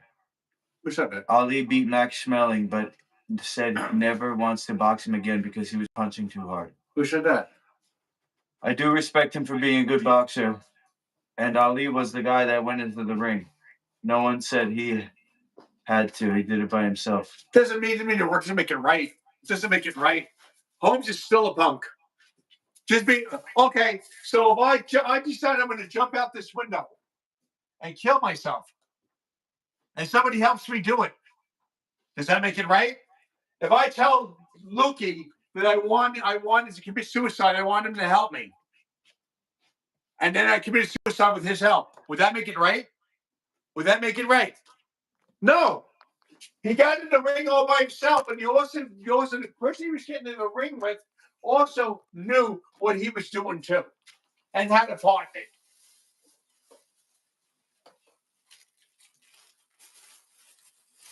He got in the ring with that guy, and that guy took advantage of him, regardless if he was aware of it or not.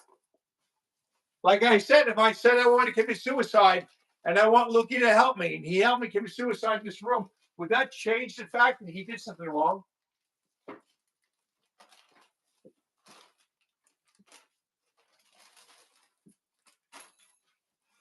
You can't excuse people like that. You can't excuse people like that. Maybe you could say that Ali was self-abusive. Yes, he was.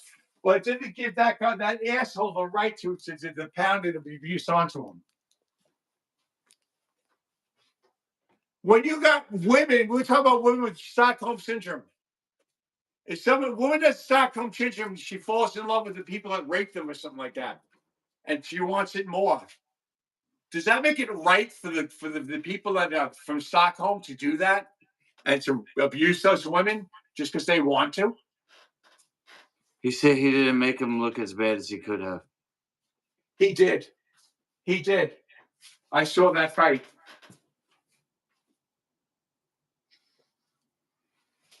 All right, let's get into it, right? He let you his death. That fight let you his death. No? Okay, stand in the middle. Just put it down for a second. Wait, put it away. So I started to draw off. There's one. 2 in the way. See how much we're doing here.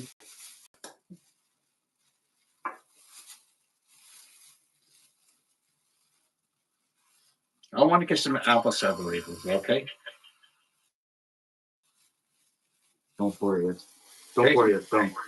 Can I get some apple separations? Okay, I want to get my phone too.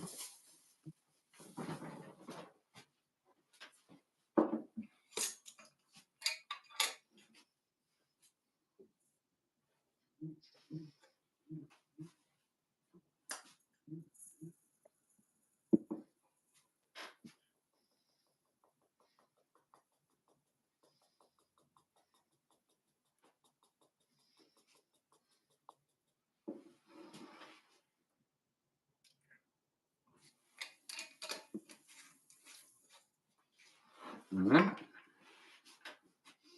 So 2 cups of quinoa, and now you need 4 cups. 4 cups of water. So you can use the mason jar there. All right, that's more than that. Yeah, but if you fill it up halfway, it's 4 cups.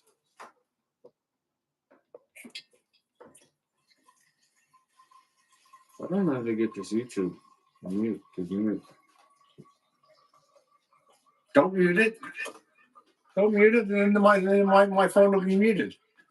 Don't mute it. It's not. It's not. Don't. It's not muting.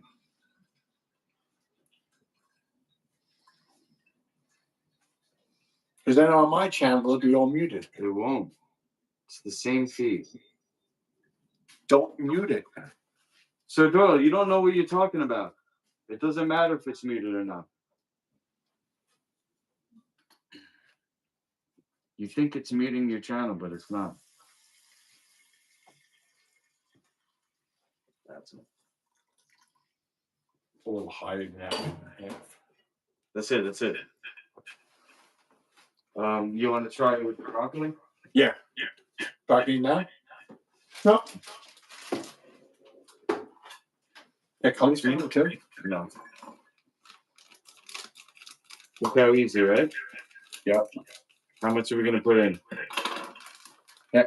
Whole bag? Half of it. That's okay. I didn't say. So look, you see how much it is, right? You put your thumb in like that.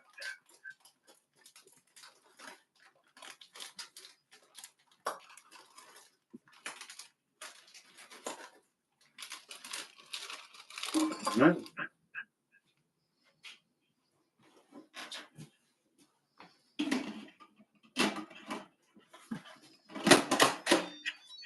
Nice. Okay, so now that was right. Good. Okay, so now let's see. See what happens if we press steam. You trying to right? That says porridge. Steam is below that. Nope. Press the red. Yeah, steam. Okay.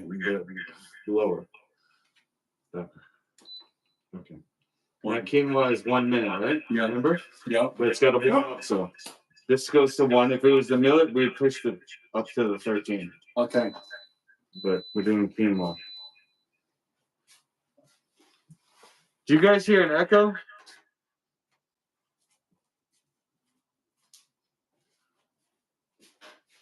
The reason why it's echoing is because it's 2 different channels. You hear 2 different channels. It's not that it's bad. It's echoing because it's 2 channels at once.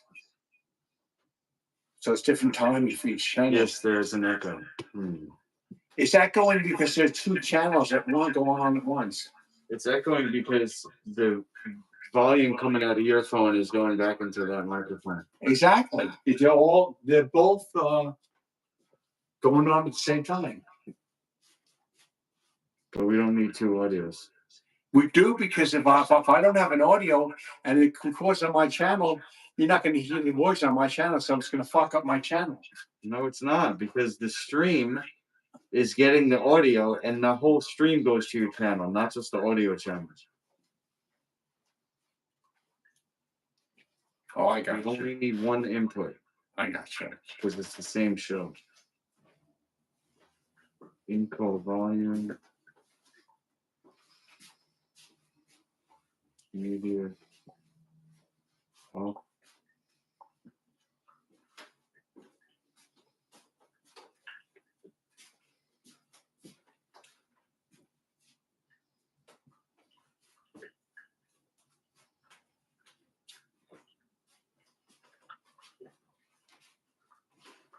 Yeah, it's a real military jacket.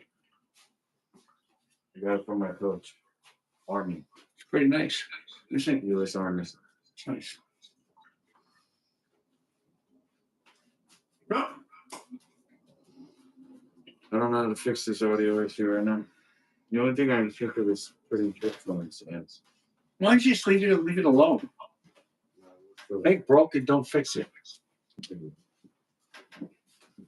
It is broken. It's not because it's no big deal. You're thinking of yourself as always, and you're not thinking of our viewers. I'm thinking of our viewers because I wanted the viewers to be on my channel too. You want the viewers to be on your channel, exactly. It's about And yours. It's about you. Well, you want to take it off my channel, so you're saying this about you. You want to be the only one who has a channel beyond. You don't care if my channel gets muted. You just don't understand what's happening because you're not an audio engineer. All you are is the diva.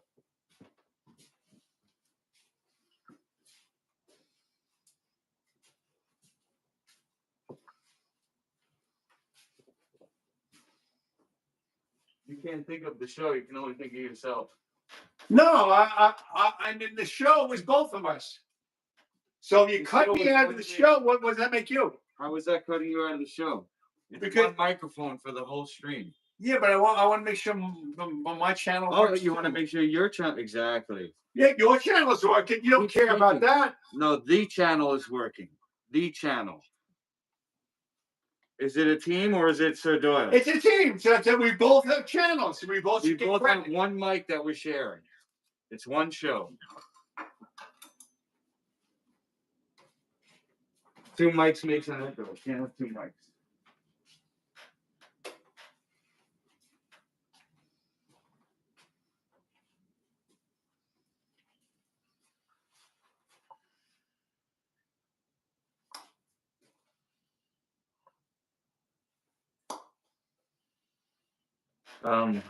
The guy who's arguing with you about Ali says, "Don't project your personal issues to two great men. I wish you all the best."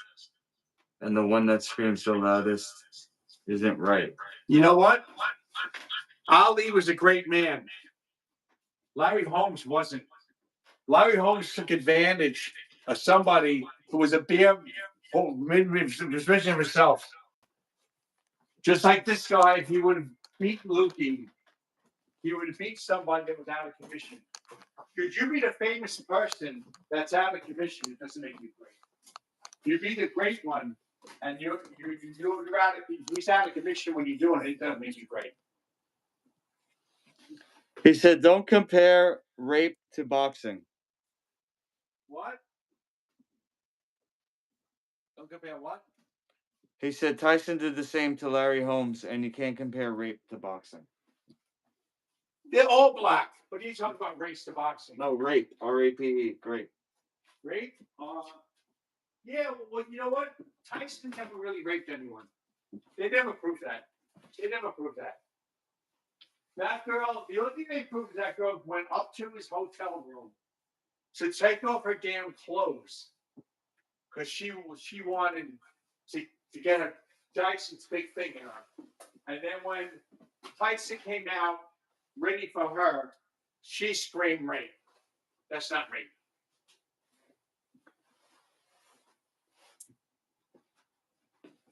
That's right, Mike. I'll be fine. Regardless of what we went through, I'll be fine. Yeah. She came up to his hotel room, took off all her clothes into her, and then rang on the door. And he comes out. He comes out. Well, that's a man. It's frustrating me like it's If I was Mike, I'd jump on her ass too. Came up to his hotel room, took off all her clothes, telling him she wanted it. If I were him, I would have opened up the door and jumped on the bitch too. No offense to any women out there, but if a woman does that, she's asking for it.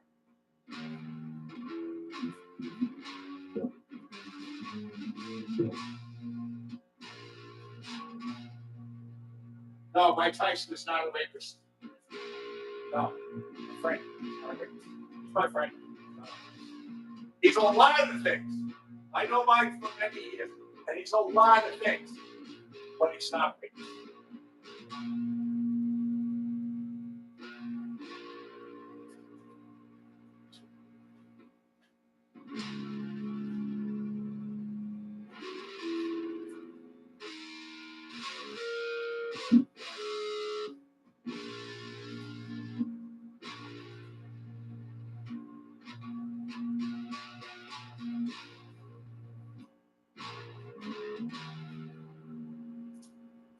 Ali? Well, let's put it this way. Well, Tyson dancing to Larry Holmes definitely was not, but was awful. Larry Holmes deserved what he got when Tyson got the ball. And Tyson said, I'm going to offend Ali when I grow up. And that's exactly what he did. Ali reminded his promise, he went in there, eventually. And when he wrong, said to Mike, eventually, Mike's proven. When you're not talking about a worldly sport like boxing, and I can understand that. I can understand that when somebody hurts someone I care about, I want to hurt them too. If someone hurts somebody I care about, wife, my children, anyone, I want to hurt them. So another way, another things I pick up the fight. Because my Tyson is eventually someone that did something. Do you go back to the wrong way? I don't know. But he was still doing something better. And I'm like, yes, I'll say it again. That woman came up to his hotel room, took a whole lot of clothes and she was walking up the steps. Out there completely naked, filming. I would have jumped on it too. Mike Tyson is a lot of things.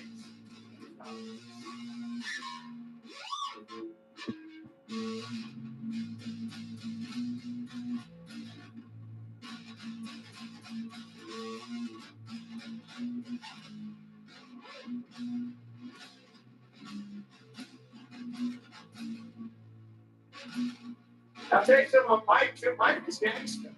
Mike is gangster. I know firsthand. You mess with someone that is, he's gonna mess with you. He's gangster. That thing that happened between me and Rouse and I, you know that was not my fault.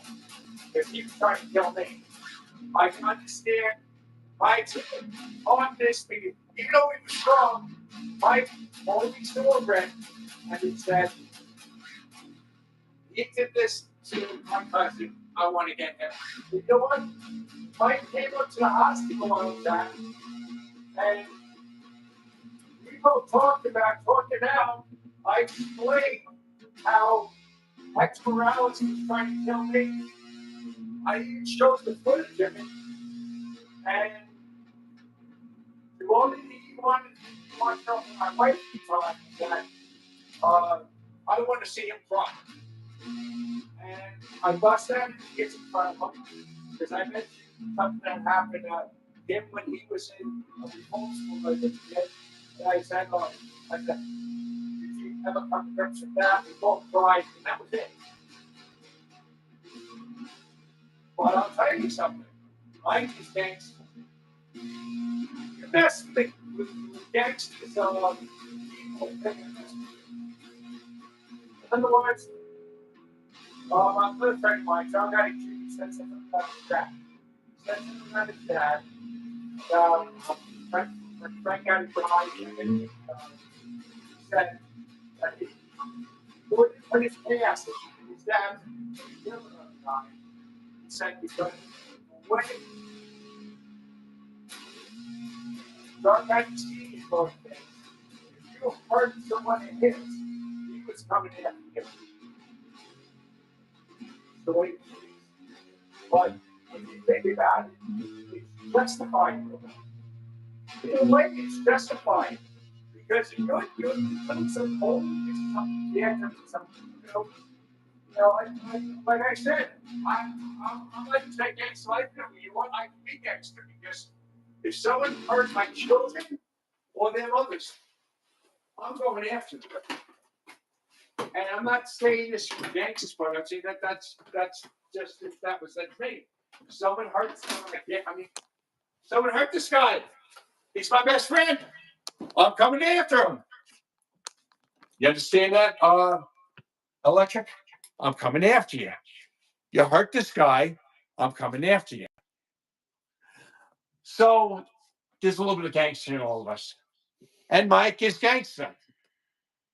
But he's not a rapist. He's a lot of things, but he's not a rapist.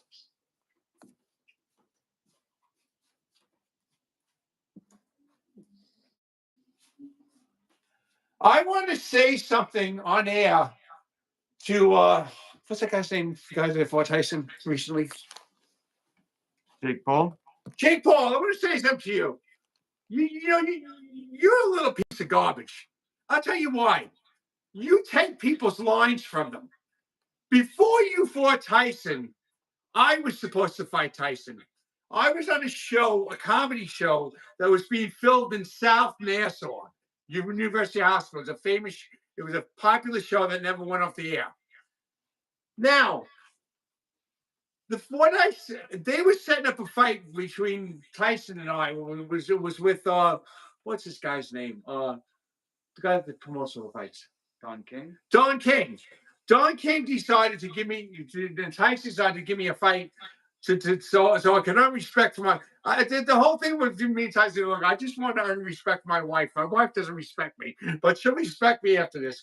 He probably remembers the whole thing. So they gave me the fight, which never came about. But it was before your fight. It was about 2 years before your fight. And you said something. You said some shit like you always want to fight a legend. Asshole, I already said that to Mike. When I was supposed to fight Mike, I said that to him. I said in South Nassau on that comedy show to Mike, I said, I always want to fight a legend. You're Iron Mike. Everything, you're the best. Everything you said. In a nutshell, I said when I was supposed to fight him. That's another thing too. That's another reason why I believe that you didn't really beat Tyson and that fight was rigged. Because everything's a stage to you. And I'm a showman too. And I know one thing about people on a stage. If somebody's not as good as another person, they'll steal from them. And you stole my lines, Jake Paul. You stole my lines. And you know who also does shit like that? On a lower level? James Stack. James Stack's got to repeat everything he hears. He hears me say something, especially if it's in private, because then he can make it look like he's saying it to me. And then repeat it back. Okay. But in a greater note, Jake Paul, you went all over the airways, all over mainstream media and social media, saying these things that came from me. You got the fight, but the things that you said before the fight, you got from me, which is one reason why I think that fight was staged. Because showman mentality is to put on a show. And a lot of times when people are weaker showmen than me, like you, they'll steal someone else's lines. You faked everything. That fight wasn't for real. That fight was rigged. Mike, how much did you get paid for carrying the guy? like I'm exposed in this whole situation. You don't believe that Mike will actually put on a show and fake a fight. He's a real fighter. When you pay him enough, he'll go down. Louis. Louis. Do you remember Louis, Mike? I promoted that fight between you and Louis. And Louis took a dive, didn't he? Yes, he did, because that's what we told him to do. I'm the guy that promoted the fight, so I already know he took a dive. Louis, yeah, darkness. And you, he supposedly knocked you out and said, darkness. Well, Jake Paul, just like Louis was a fake, so are you. Hit the watch your hand, hit the steams. Jake Paul, just like Louis was a fake, so are you. Well, I'll tell you though, when it was going to be me and Tyson, that was going to be the real deal. I was in shape at the time and everything. I didn't think I was going to win though. I knew. I even said to the press, I said that don't Mike can remember this. Don't expect me to win and be the champ. I said, expect me to give the guy a good fight. Tyson remembers that too. See, I got a good memory, don't I, Mike? I got a good memory. The steam thing, watch your hand. You know, when you hit the thing to the side. Yeah. You can do it. What? No. Because it's over, you know? Okay.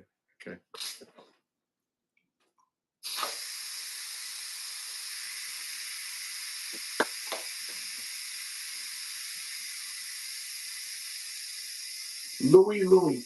This guy was not even a heavyweight. They made him look like a heavyweight on TV, but he wasn't. He was a skinny guy. He got in there, and other people go, Louis. And at the end of the fight, Louis would throw the punch and go, darkness. Now, Mike Tyson, I'm a fan of because he's 420 friendly. And he's actually a pioneer. Shout out to Iron Mike.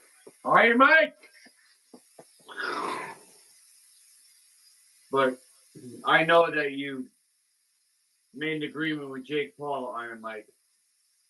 And Louis. I made an agreement with Jake Paul to fight under Marcus of Queensberry rules. So the best I can do is Master Luki boxing, no head contact, no knockouts. So don't break my arms, don't break my body with your punches. But I will fight you, Mike Tyson. Mike Tyson went down with that fight. That wasn't a real fight. It's like Louis. I know Mike for years. Mike takes his acting off sometimes. He'll go down. See, when he wins, he wins. But when he goes down, it's usually because of stage. Like, I don't know about Buster Douglas. Buster Douglas was for real. But the other two, Louis, and Jake Paul, he carried those guys. You know what it means when they carry, box to carry someone, right? You know what that means, right? Yeah. Tyson carried Louis, and he carried Jake Paul. And Jake Paul, I don't mind calling you a punk because it's true. And like I said, you stole my lines. Always wanted to beat us. But always wanted to fight a legend. I said that to him. Jake, you want to hang out with a retarded kid named James Stack, because just like you like me stealing people's lines and repeating things, James, that's all James Stack knows how to do. You want to hang out with him. He's a kid with Down syndrome, and he's about as stupid as you, Jake Paul. Because anybody can take someone else's lines, right? People who have Down syndrome aren't stupid, though. Well, James is, because James likes to repeat things. James can't think for himself. You're not supposed to use that word. I'm fed up with him.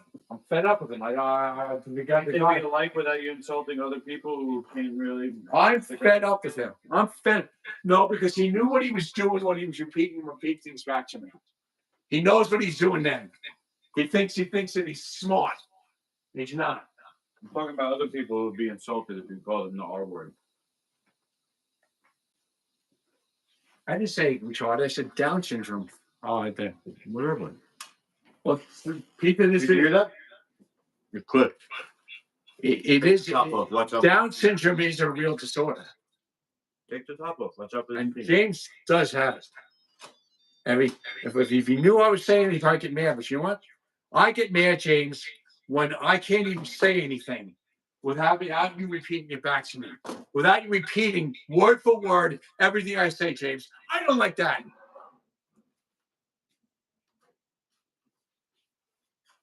Okay, grab a spoon. Or repeating everything I say and do. That's all you know how to do, James. So yes, I'm going to call you a retard, James. Put that back. I'm going to call you. Get a spoon. I'm going to bring it out that you have Down syndrome. In there. Where did you get this? Was it there? No. Where'd you get it from? Right here. Was it there? It wasn't in here like this? No. You know? Probably wasn't. Don't get distracted now. This one? Sure. I'm making it aware to people you have Down syndrome because you started the whole thing, James. You like to repeat things and you like to make it look like it's coming from you, and you can't shut your damn mouth. And you know to repeat everything I say and do back to me, but you repeat everything I do. And you know how fucking annoying that is, James? I hope you watch this. I hope your fucking cousin is watching it too. Because I'm a little sick and a little tired.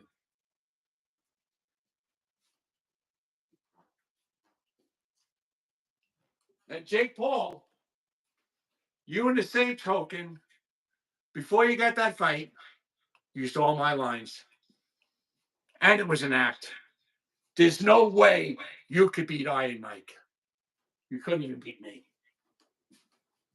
You couldn't even beat me, Jake Paul.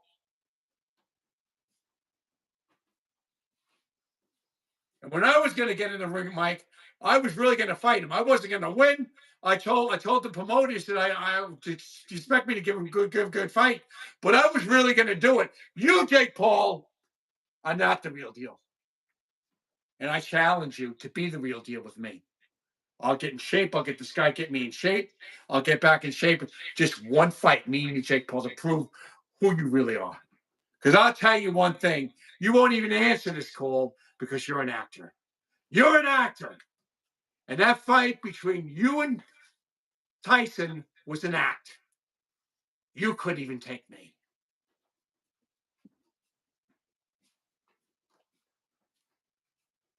You and I and Mike, that was an act.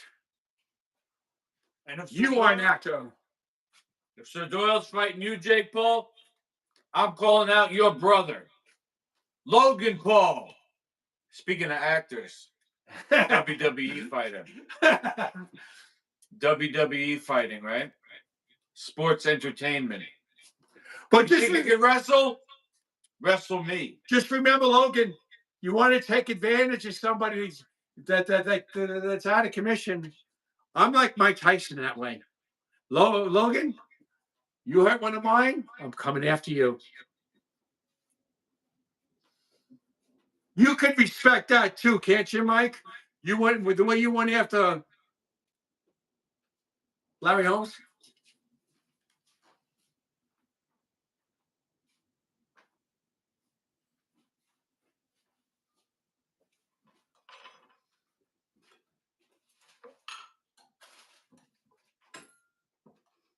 I need a better spoon. Okay. Is that one dirty? You can put it in the sink.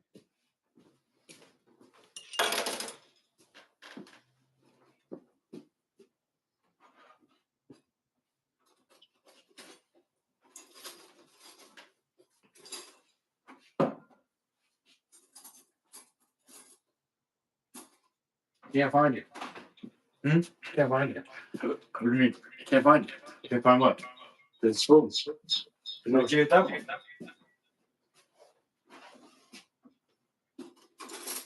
Where'd you get that from?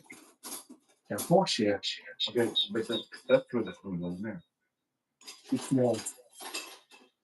Too small. That's too small? What do you mean? That's right. Why is your first instinct just to not do anything? You go out of your way to find a way to not do something. Just get it done, you know. Don't flip it out. You gotta scoop. It's called scooping for the scoop. Don't put your fingers in there.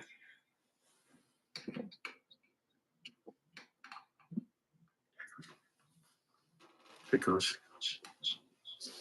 this is instead of butter, right? This is coconut butter. Don't do that. Scoop it. It's instead of real butter, right? It's coconut butter. Which is instead of all kind of butter.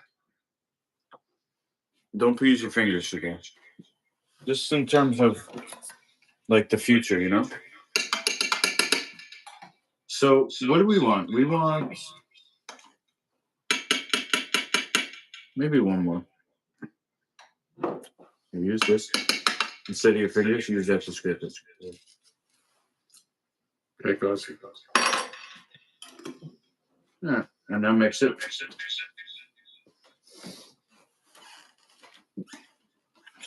Mix all the coconut in there. Yeah, it's true. When he says, "I always want to fight a legend," I said that to Mike too. When they thought I was fighting. So he steals people's lines. He's an actor like me. He actually steals people's lines. Scoop it. Except I was really in the fight. Scoop this. And I was in good shape too. Logan Paul, I was in good shape at the time. You're an actor. You weren't even in good shape. You were fat and out of shape when you fought Tyson. I saw the way you were putting on all that weight. You're a fat Mix pig. all the coconut. You see the coconut in the middle? Yeah.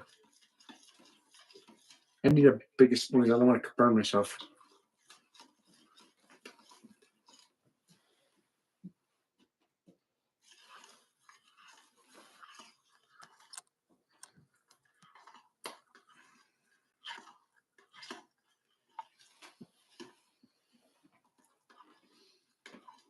Mike Tyson is 8 years old, but doesn't matter. He can still fight. He's still going to annihilate anyone he gets in the ring with. He's Iron Mike. The only thing you could, if it's a real fight, the only thing you can do it is to give him a good fight. That's about all you can do with Mike Tyson. If you're lucky, you could give him a good fight. You're not going to beat him. And that's at his age, too. You give him a good fight, but you're not going to beat him. And very few people even give him a good fight. He even lasts with him. You could last 9 rounds with him, you did something good. All this? Most people couldn't even last 9 rounds with Tyson. I don't care how old they are. I don't care how old they are. Or how young they are. I don't care how old he is. Hold it over the top, the middle. I don't care how old he is or how young you are.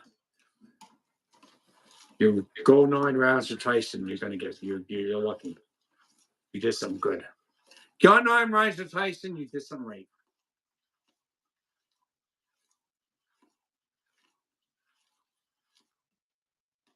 Done. Smells good. The broccoli's all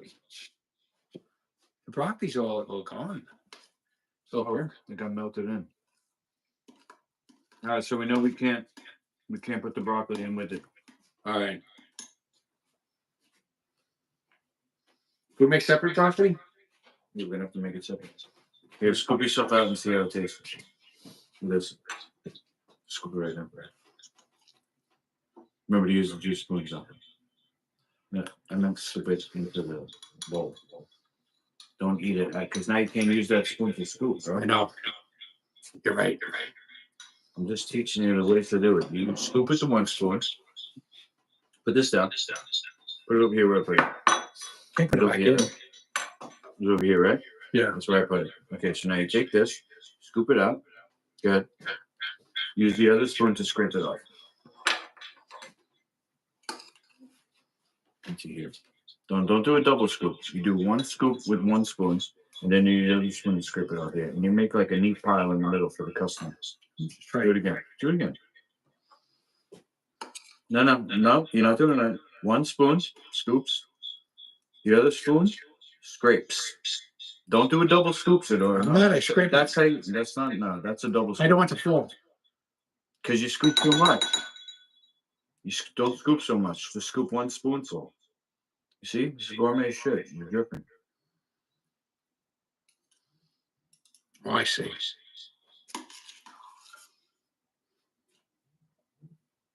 This is gourmet stuff. Put it in the middle. Don't spread it all around. You want to pile in the middle. You don't want to be splat around. You get it? Yeah. It's like Gordon Ramsay stuff. You put the spoon in there. Step back. Just drop some.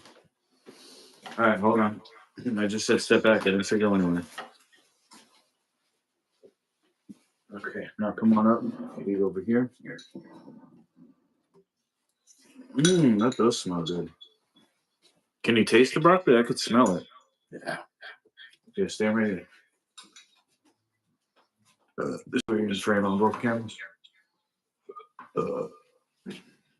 Sir Doyle Sushi, guys. Rate it. Scale 1 to 10, Sir Doyle. Oh, check everything. Wow.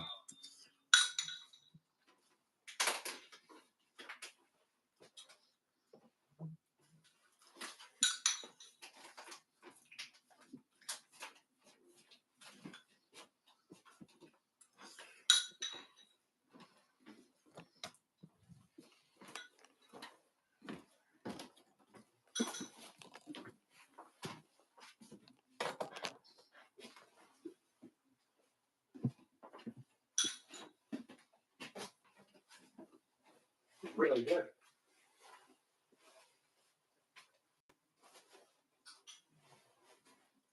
Are you doing the 3 Mississippi thing? Wait till I shoot all this meat.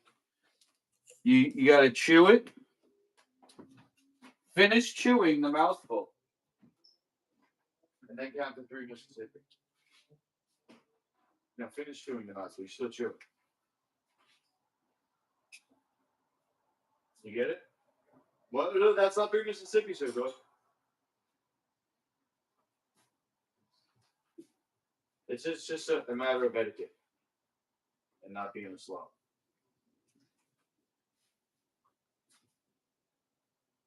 See? And don't take huge bites, small bites.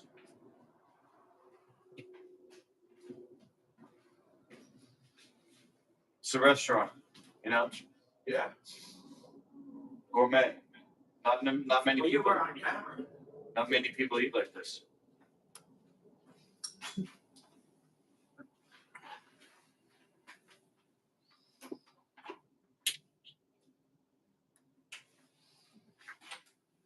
Dinner music.